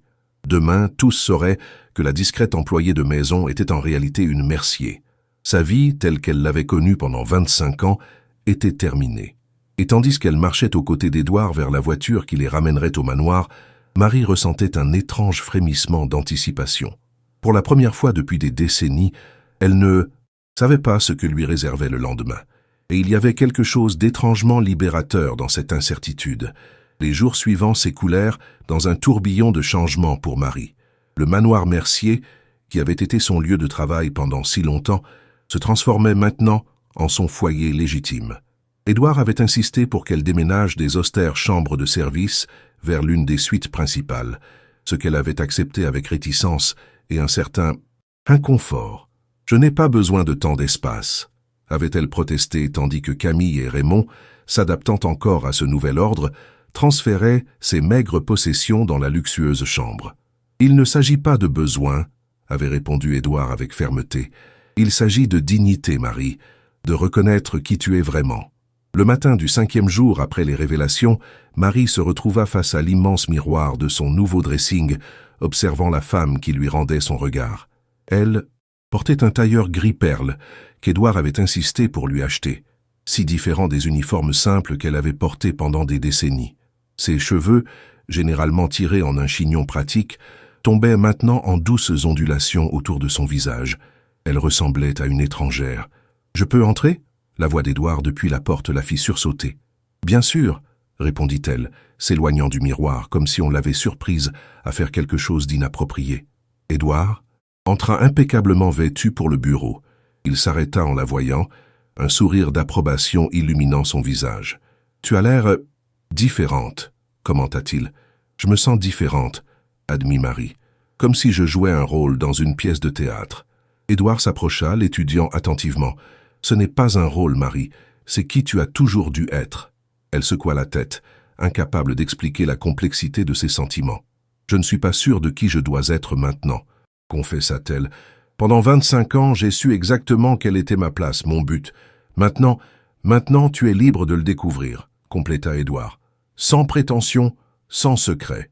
Un coup à la porte interrompit leur conversation. Raymond apparut avec une expression grave. « Monsieur Édouard, un inspecteur de police vient d'arriver. Il dit qu'il doit vous parler urgemment, à vous et à Madame Marie. » Édouard et Marie échangèrent des regards préoccupés. S'était-il passé quelque chose avec Xavier, avec Sophie? Dans le bureau les attendait un homme d'âge moyen à l'aspect fatigué mais aux yeux perspicaces. Il se présenta comme l'inspecteur Dupont. « Merci de me recevoir », commença-t-il sans préambule après les présentations. « J'enquête sur des allégations sérieuses concernant Monsieur Xavier Mercier. Si c'est à propos des documents que nous avons reçus il y a quelques jours, » commença Édouard. « Non, Monsieur Mercier, » interrompit l'inspecteur, bien que cela fasse partie d'une enquête plus large. « Je suis ici pour quelque chose de plus grave. » Hier soir, quelqu'un a tenté d'accéder illégalement aux serveurs principaux de votre entreprise. Après avoir échoué, il a procédé à allumer un incendie dans le bâtiment des archives. Marie étouffa une exclamation. « Y a-t-il eu des blessés ?» demanda-t-elle immédiatement. « Heureusement non », répondit l'inspecteur. « Le gardien de sécurité a détecté le feu à temps et les pompiers ont pu le contrôler. Mais il y a des preuves claires qu'il s'agissait d'une tentative de détruire une documentation spécifique. » Édouard passa une main sur son visage, visiblement consterné. « Et vous pensez que Xavier est impliqué ?» L'inspecteur acquiesça gravement. Sa carte d'accès a été utilisée et nous avons des images des caméras de sécurité. Il fit une pause. Cependant, nous n'avons pas pu le localiser. Son appartement est vide, son téléphone éteint. Il semble avoir disparu. Édouard jura à voix basse. « Je ne peux pas dire. »« Que je suis surpris, admit-il. Xavier a toujours été extrême dans ses réactions. » L'inspecteur se tourna vers Marie, qui était restée silencieuse, traitant l'information. « Madame Dubois-Mercier, je comprends que vous et Monsieur Xavier avez eu une conversation privée quelques jours avant que tout ceci n'éclate, dit-il, consultant ses notes. Pourriez-vous me raconter cela ?» Marie sentit que la couleur quittait son visage. Comment l'inspecteur savait-il de cette conversation? Sophie Mendoza a mentionné vous avoir vu parler, expliqua l'inspecteur, comme s'il avait lu dans son esprit. Elle a dit que cela semblait intense. Marie acquiesça lentement. Xavier avait découvert des documents sur ma véritable identité, expliqua-t-elle. Il m'a confronté, me menaçant de tout révéler si je ne l'aidais pas à séparer Édouard de Vanessa, de Sophie. Et vous avez accepté? Demanda l'inspecteur, son ton neutre. Pas exactement. Marie choisit soigneusement ses mots. Je lui ai demandé du temps, 24 heures pour parler moi-même à Édouard avant qu'il ne le fasse. Mais alors l'incident avec Sophie s'est produit pendant la fête et tout a changé. L'inspecteur prit des notes et continua avec plus de questions sur Xavier, ses habitudes, les endroits possibles où il pourrait se cacher. Marie et Édouard répondirent du mieux qu'ils purent, bien qu'il fût évident qu'aucun d'eux ne connaissait vraiment l'homme derrière la façade du cousin fiable et de l'associé loyal. Quand l'inspecteur finit par partir, promettant de les tenir informés, un silence pesant tomba entre eux. « Je n'aurais jamais pensé que Xavier irait si loin, » dit finalement Édouard. « Une chose est de manipuler, de mentir. Mais l'incendie prémédité, la destruction de preuves ?» Marie s'approcha de la fenêtre, observant les jardins du manoir, si familiers et maintenant, d'une certaine façon, si différents. « Le pouvoir fait des choses étranges aux gens, » commenta-t-elle doucement, « et la peur de le perdre encore plus. » Édouard l'étudia attentivement. « Tu parles comme si tu comprenais. » Elle se tourna vers lui, un sourire triste sur ses lèvres. « Je comprends, Édouard. Pendant des années, j'ai eu un type de pouvoir différent. Le pouvoir de la connaissance, des secrets. Et bien que je me disais à moi-même que je l'utilisais pour te protéger, parfois je me demande si je ne m'y accrochais pas aussi par peur. Peur de ce qui viendrait après, de qui je serais sans ces secrets. C'était la confession la plus honnête qu'elle avait faite, et pendant un moment elle craignit d'en avoir trop dit. Mais Édouard s'approcha et prit ses mains entre les siennes. « Nous avons tous nos façons de nous protéger, Marie, » dit-il doucement. « L'important est que nous laissons finalement tomber ces barrières. » Le téléphone d'Édouard sonna, interrompant le moment. Il répondit brièvement et son expression devint plus sérieuse. « C'était Albert, » informa-t-il en raccrochant. « L'audit préliminaire confirme. Tout ce que Sophie nous a remis. Xavier a détourné des fonds pendant des années. Des millions, Marie. » Elle secoua la tête, accablée par l'ampleur de la trahison. « Que va-t-il se passer maintenant avec l'entreprise? Nous devrons faire un nettoyage complet, » répondit Édouard avec détermination. « Revoir chaque contrat, chaque accord que Xavier a touché. » Il la regarda directement. « Et j'aurai besoin de ton aide, Marie. Personne ne connaît cette entreprise comme toi, qui l'as observée depuis l'ombre. Pendant si longtemps. » La proposition l'a pris par surprise. « Édouard, je ne sais rien de la direction d'entreprise. Mon diplôme est obsolète. Ça fait des années que je n'ai pas... » « Je ne te demande pas de diriger l'entreprise, » interrompit-il avec un sourire. « Je te demande de faire ce que tu as toujours fait. Voir ce que les autres ne voient pas, comprendre ce que les autres ne comprennent pas. Seulement que maintenant, tu le feras depuis le conseil d'administration, pas depuis l'ombre. » Marie sentit un nœud dans la gorge. Après tant d'années à rester invisible, l'idée d'être au centre de tout était à la fois terrifiante et étrangement tentante. « J'y réfléchirai, » promit-elle. Édouard acquiesça, respectant son besoin de temps.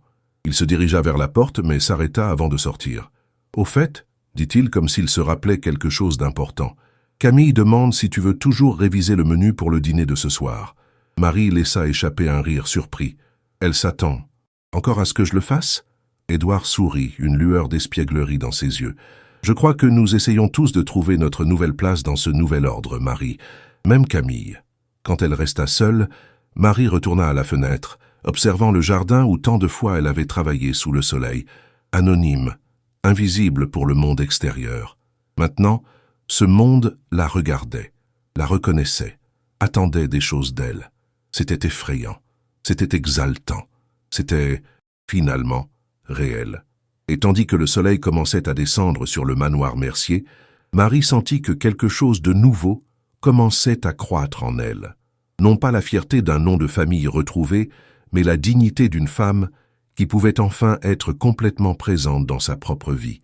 Ce qu'elle ne savait pas, c'est que cette nuit-là, le passé qu'elle croyait clos reviendrait une fois de plus, apportant avec lui la confrontation finale qui définirait l'avenir de tous les habitants du manoir Mercier. Le dîner se déroulait dans une ambiance étrange, mélange de formalité et d'intimité qui reflétait la transition par laquelle passait le manoir Mercier. Marie occupait maintenant une place à la tête opposée à celle d'Édouard, une position que Camille avait préparée sans que personne ne le lui demande, comme une reconnaissance tacite du nouvel ordre établi.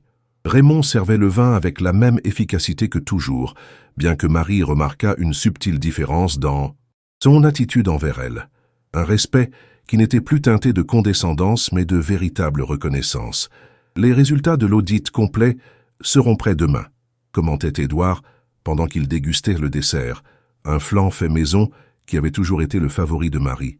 Albert pense que nous pourrons récupérer une grande partie des fonds détournés par Xavier. Marie acquiesça, s'adaptant encore à être incluse dans ces conversations comme une égale, non comme une présence, silencieuse qui écoutait depuis les marges. « Et la police? Des nouvelles de son emplacement ?» demanda-t-elle. Édouard était sur le point de répondre, quand la sonnette de la porte principale résonna dans le manoir, inattendue à cette heure de la nuit. Édouard et Marie échangèrent des regards d'étrangeté. Raymond se dirigea pour répondre. Les minutes s'étirèrent dans un silence tendu. Finalement, Raymond revint à la salle à manger, sa contenance habituelle visiblement altérée. « Monsieur Édouard ?»« Madame Marie » commença-t-il, et la formalité avec laquelle il inclut Marie ne passa pas inaperçue. « Monsieur Xavier est ici. Il insiste pour parler avec vous deux. » Édouard se leva immédiatement, son visage se durcissant. « Est-il seul ?» demanda-t-il d'une voix tendue. Raymond acquiesça. « Il semble perturbé, monsieur. Et il a dit quelque chose à propos d'avoir la dernière pièce du puzzle. » Marie sentit un frisson parcourir son dos. Il y avait quelque chose dans ces mots qui éveillait une vieille crainte, un pressentiment obscur. « Appelle immédiatement l'inspecteur Dupont, » ordonna Édouard à Raymond. « Dis-lui que Xavier est ici. » Il se tourna vers Marie, son expression grave. « Tu n'as pas à l'affronter si tu ne veux pas. Je peux le gérer seul. » Marie fut surprise par la suggestion. Pendant si longtemps, son rôle avait été de rester en arrière-plan, de protéger Édouard depuis l'ombre. L'idée qu'il veuille maintenant la protéger représentait un changement fondamental dans leur dynamique. « Nous sommes ensemble dans cette histoire, » répondit-elle fermement, se levant. « S'il a quelque chose à dire, qu'il nous le dise à tous les deux. » Édouard acquiesça, une lueur de fierté dans ses yeux. Ensemble, ils se dirigèrent vers le bureau où Raymond avait conduit Xavier. Ils le trouvèrent debout près de la fenêtre, contemplant les jardins nocturnes. Quand il se tourna vers eux, Marie put à peine contenir sa surprise. Le Xavier qu'ils avaient devant eux était l'ombre de l'homme, élégant et contrôlé qu'il avait toujours été. Ses vêtements étaient froissés, sa barbe de plusieurs jours, et ses yeux injectés de sang brillaient d'une intensité fébrile. « La famille réunie, » dit-il avec un sourire tordu, comme c'est touchant. « Que fais-tu ici, Xavier ?» demanda directement Édouard. « La police te cherche, ils sont au courant pour l'incendie. » Xavier fit un geste dédaigneux de la main. « L'incendie n'est qu'un détail, » répondit-il, sa voix étrangement calme. « Un petit inconvénient dans un plan beaucoup plus grand. » Il fit quelques pas vers eux, et Marie remarqua qu'il portait un dossier sous le bras, différent de ceux qu'ils avaient vus auparavant.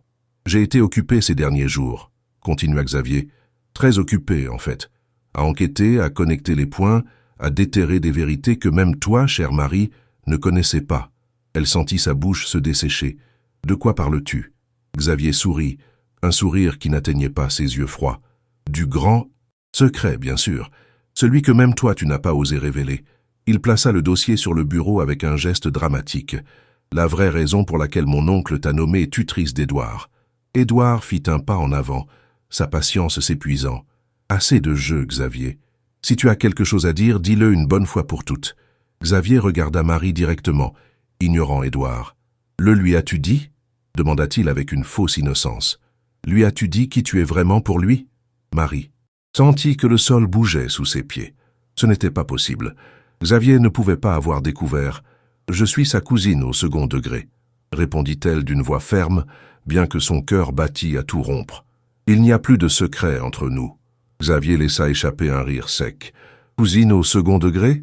C'est ce que mon oncle voulait que tout le monde croie. Oui ?» Il ouvrit le dossier et en sortit un document jauni. « Jusqu'à ce que je trouve ceci. L'acte de naissance original. D'Édouard, pas la copie officielle que tout le monde connaît. » Édouard s'approcha, confus. « De quoi parles-tu ? Quel rapport entre mon acte de naissance et Marie ?» Xavier lui tendit le document avec une révérence moqueuse. « Lis le nom de ta mère, Édouard, son nom complet, original, avant qu'elle n'épouse mon oncle. » Édouard prit le papier avec des mains que Marie remarqua légèrement tremblantes. Il le lut en silence, et elle vit le moment exact où la compréhension frappa son visage. Il pâlit, visiblement, ses yeux s'ouvrant avec étonnement, puis leva le regard vers Marie. « Hélène Marie Dubois-Mercier », lut-il à haute voix. « Ma mère s'appelait Hélène Marie. » Marie ferma brièvement les yeux, sentant que des décennies de protection soigneuse s'effondraient en un instant. « Tu n'es pas la cousine d'Édouard », annonça Xavier d'un air triomphal. « Tu es sa mère biologique. » Le silence qui suivit fut si dense qu'il semblait avoir un poids physique. Édouard regardait alternativement le document, et Marie, comme s'il essayait de réconcilier deux réalités incompatibles. « C'est impossible, » dit-il finalement, sa voix à peine un murmure. « Ma mère est morte avec mon père dans cet accident. Je l'ai enterrée. J'ai visité sa tombe pendant des années. » « Hélène Mercier est morte, oui, » confirma Xavier. « Mais ce n'était pas ta mère biologique, c'était ta mère adoptive, l'épouse de mon oncle. » Il désigna Marie avec mépris. « Ta vraie mère est ici, prétendant être ton employée pendant 25 ans. » Marie sentait qu'elle ne pouvait pas respirer. Le secret qu'elle avait gardé si jalousement, qu'elle avait enterré si profondément qu'elle-même oubliait parfois la vérité, était maintenant exposé de la pire manière possible. « Édouard, » commença-t-elle, mais les mots refusèrent de sortir. « Est-ce vrai ?» demanda-t-il, sa voix brisée par l'émotion. « Es-tu ma mère ?» Marie sentit que les larmes qu'elle avait contenues pendant des décennies débordaient finalement de ses yeux. Elle acquiesça, incapable de parler. « Mon Dieu !» Édouard se laissa tomber sur une chaise, visiblement sous le choc. « toute ma vie a été un mensonge. »« Pas un mensonge !» trouva finalement Marie sa voix. « Une protection. Ton père, Antoine et moi étions très jeunes quand c'est arrivé. Il était fiancé à Hélène, un mariage arrangé entre familles puissantes. Quand je suis tombée enceinte, ce fut un scandale que sa famille s'est empressée de dissimuler. Les larmes coulaient librement sur son visage, tandis que la vérité, si longtemps contenue, émergeait finalement. Hélène ne pouvait pas avoir d'enfant. Elle a accepté de t'élever comme le sien, de donner l'héritier dont la famille Mercier avait besoin, continua-t-elle. Je devais disparaître, commencer une nouvelle vie loin. Mais je n'ai pas pu m'éloigner de toi. Alors j'ai accepté le seul rôle qui me permettrait de rester proche, devenir une employée de la maison, invisible à la vue de tous. Édouard la regardait avec un mélange d'incrédulité et de douleur si profond que Marie sentit son cœur se briser. Quand Antoine et Hélène sont morts, Antoine avait déjà tout préparé, expliqua-t-elle. Il m'a nommée ta tutrice légale, sous l'identité de cousine éloignée. C'était la seule façon dont je pourrais te protéger des ambitions de la famille. Elle regarda brièvement Xavier. De personne comme lui. Xavier applaudit lentement, son visage un masque de mépris. Une histoire émouvante, dit-il. La servante qui se révèle être la mère perdue. Presque poétique, tu ne trouves pas, Édouard? Ou devrais-je dire neveu? Édouard se leva brusquement, affrontant Xavier avec une fureur à peine contenue. « Pourquoi ?» demanda-t-il, sa voix tremblante. « Pourquoi déterrer cela maintenant? Que gagnes-tu à cette douleur ?» Xavier s'approcha, son visage contracté en une grimace d'amertume. « Ce que je gagne? La justice, Édouard. Toute ma vie, j'ai vu comment mon oncle te favorisait. Toi, le fils d'une... moins que rien, tandis que moi, un vrai mercier de sang pur, j'étais relégué au second plan. » Sa voix s'éleva. « Il t'a remis le contrôle de l'entreprise qui aurait dû être la mienne. Et maintenant, quand j'allais enfin récupérer ce qui m'appartient, cette femme apparaît. » Il désigna Marie avec mépris. « Pour réclamer sa place dans la famille et dans l'entreprise. » Il se tourna vers Marie, ses yeux brillants de malice. « Mais peu importe désormais. Quand la presse apprendra cela, quand les actionnaires sauront que la grande famille Mercier est construite sur des mensonges, que son président est le fils illégitime d'une servante. » Il sourit cruellement. « Tout s'effondrera. Et des cendres, je reconstruirai l'empire Mercier comme il aurait toujours dû être. » Édouard fit un pas vers lui, ses poings serrés à ses côtés. « Sors de ma maison, Xavier. Maintenant. » Xavier le regarda avec dédain. « Ta maison? Cette maison appartient aux Mercier. Aux vrais Mercier. » Il regarda Marie. « Pas à des bâtards ni à... » Des servantes avec des prétentions de grandeur. Le son de sirène qui s'approchait interrompit la tension. Raymond apparut à la porte. « La police est là, monsieur, » informa-t-il, son regard oscillant entre les trois occupants de la pièce, sentant l'électricité dans l'air. Xavier regarda vers la fenêtre, évaluant ses options, mais finit par sembler se rendre à l'inévitable. Il se tourna une dernière fois vers Édouard et Marie. « Ce n'est pas terminé, » avertit-il. « La vérité trouve toujours son chemin vers la lumière, et cette vérité détruira tout ce que vous avez construit. » Quand les officiers entrèrent et escortèrent Xavier hors de la pièce, un silence pesant tomba entre Édouard et Marie. Il restait de dos à elle, ses épaules tendues, sa respiration audible dans le calme de la pièce. « Édouard » commença Marie, sa voix à peine un murmure. Il leva une main, l'arrêtant. « Non » dit-il simplement. « Pas maintenant. » Et sans la regarder, il sortit de la pièce, la laissant seule avec le poids d'une vérité finalement révélée, et la crainte d'avoir perdu, cette fois pour toujours, le fils qu'elle avait aimé en silence toute une vie. La lumière de l'aube filtrait timidement par les fenêtres de la serre quand Marie y entra. Elle avait passé la nuit éveillée attendant un signe, une parole d'Édouard qui n'était pas venue. Le manoir était resté dans un silence sépulcral, comme si le bâtiment lui-même retenait son souffle face à l'ampleur des révélations de la nuit précédente. Elle le trouva près du citronnier, l'endroit qui avait toujours été leur refuge partagé. Édouard contemplait l'horizon, son profil se découpant contre la lumière naissante, si semblable à celui d'Antoine, que pendant un moment, Marie eut l'impression que le temps se repliait sur lui-même, la transportant à une autre époque, une autre vie. « Tu me chantais quand j'étais petit », dit Édouard sans se retourner, la surprenant. « Une berceuse. Je ne me souviens pas des paroles, mais de la mélodie. » Marie s'approcha, lentement, incertaine de son accueil. « Fais dodo, mon petit, » dit-elle doucement. C'était la chanson que ma mère me chantait. Édouard acquiesça, toujours sans la regarder. « J'ai ces fragments de souvenirs que je n'ai jamais compris, » continua-t-il. Une jeune femme me lisant des histoires, l'odeur du jasmin, des mains douces arrangeant mes cheveux. Il se tourna finalement vers elle. « C'était toi, n'est-ce pas ?» avant de devenir Marie l'employée.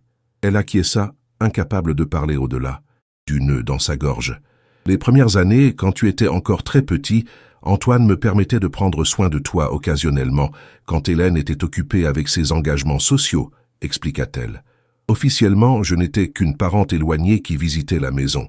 Mais ces moments, » sa voix se brisa, « ces moments étaient tout pour moi. » Édouard l'observa comme s'il essayait de réconcilier la femme qu'il avait devant lui avec les fragments de souvenirs de son enfance, avec l'employée silencieuse qu'il avait connue pendant des décennies, et maintenant avec cette nouvelle figure, sa mère biologique. « Pourquoi ne pas me l'avoir dit quand ils sont morts ?» demanda-t-il finalement. « Quand tu es devenue ma tutrice, pourquoi maintenir le mensonge ?» Marie s'approcha du bord de la fontaine, passant ses doigts dans l'eau claire, un geste qu'Édouard avait vu d'innombrables fois sans en comprendre la signification. Une femme essayant de toucher quelque chose, d'inaccessible. « Tu avais 15 ans, » répondit-elle. « Tu venais de perdre les 2 personnes que tu croyais être tes parents. Tu étais dévasté, vulnérable. Te révéler alors que toute ta vie avait été construite sur un mensonge, que ta vraie mère avait nettoyé ta maison, t'avait servi des repas, avait été traitée comme une inférieure, » elle secoua la tête. « Cela aurait été cruel, Édouard, et dangereux. » « Dangereux » La famille Mercier aurait remué ciel et terre pour m'enlever ta garde, Syl. Avec ce qui j'étais vraiment, expliqua-t-elle. Pour eux, j'étais la honte enterrée, l'erreur de jeunesse d'Antoine. Ils n'auraient jamais permis que leur héritier soit élevé par la servante qui avait entaché le nom familial. Édouard traitait cette information en silence, des décennies d'histoire familiale se réécrivant dans son esprit. Et après, demanda-t-il finalement, quand j'ai eu 21 ans, quand j'ai pris le contrôle de l'entreprise, quand il ne pouvait plus t'enlever ma garde, pourquoi continuer avec le mensonge? Marie ferma brièvement les yeux, affrontant la question qu'elle avait redoutée pendant si longtemps. Au début, c'était par peur, admit-elle. Peur que tu me haïsses pour t'avoir menti, pour avoir permis que tu me traites comme une employée alors que j'étais ta mère. Sa voix se brisa. Et puis, avec le temps, c'est devenu plus facile de maintenir la distance. Tu avais construit ta vie, ton identité. Interrompre cela avec ma vérité me semblait égoïste. Elle leva les yeux, affrontant ceux d'Édouard avec une vulnérabilité qu'il n'avait jamais vue chez elle. Et peut-être, au fond, c'était plus facile pour moi aussi, confessa-t-elle. Être Marie l'employée avait des règles claires, des limites définies. Être ta mère, comment aurais-je pu l'être après tant d'années d'absence, de mensonges? Édouard s'approcha lentement, étudiant son visage comme s'il le voyait pour la première fois. Toutes ces fois où je t'ai traité comme une employée, dit-il, sa voix chargée de regret. Les ordres, la condescendance. Comment j'ai permis que Vanessa t'humilie? Tu as fait exactement ce qu'on attendait de toi, interrompit Marie. Ce que je t'avais moi-même appris à faire. Un silence chargé de sens s'installa entre eux. Le soleil était complètement levé, baignant la serre dans une lumière dorée qui semblait purifier l'air même. Je ne sais pas comment t'appeler maintenant, confessa finalement Édouard, avec une honnêteté crue. Je ne peux pas te voir comme Marie l'employée, mais je ne sais pas non plus comment te voir comme ma mère. Elle acquiesça, comprenant. Je n'attends pas que tu m'appelles mère, Édouard, dit-elle doucement. Ce titre, il faut le mériter, et j'y ai renoncé il y a bien des années. J'espère seulement qu'un jour tu pourras me pardonner. Édouard fit un pas de plus vers elle, réduisant la distance physique et émotionnelle qui les avait séparés pendant des décennies. Je ne suis pas sûr qu'il y ait quelque chose à pardonner, dit-il finalement. Tu as fait ce que tu croyais être le mieux pour me protéger, pour me donner une vie que tu ne pouvais pas avoir. Il tendit sa main vers elle, un geste offert avec hésitation. Peut-être pouvons-nous recommencer, pas comme employé et patron, pas comme mère et fils, mais comme famille. Simplement, famille. Marie regarda la main tendue, sentant que le monde s'arrêtait autour d'elle. Lentement, comme quelqu'un qui craint qu'un rêve ne s'évanouisse en le touchant, elle plaça sa main dans celle d'Édouard. « J'aimerais cela », répondit-elle, sa voix à peine un murmure. La porte de la serre s'ouvrit et Camille apparut, son visage montrant des signes d'avoir pleuré. « Excusez l'interruption », dit-elle, sa voix inhabituellement formelle. « Mais il y a des journalistes à l'entrée. Quelqu'un leur a donné des informations sur la situation familiale. » Édouard et Marie échangèrent des regards. Il n'était pas nécessaire de se demander qui avait été ce quelqu'un. Xavier, même arrêté, tenait sa menace. « Que devons-nous faire ?» demanda Camille, visiblement angoissée. Édouard regarda Marie, et elle vit quelque chose de nouveau dans ses yeux. Non pas la recherche d'approbation ou de conseils qui avaient caractérisé leurs interactions antérieures, mais une reconnaissance d'égalité, de décision partagée. « Qu'en penses-tu » lui demanda-t-il.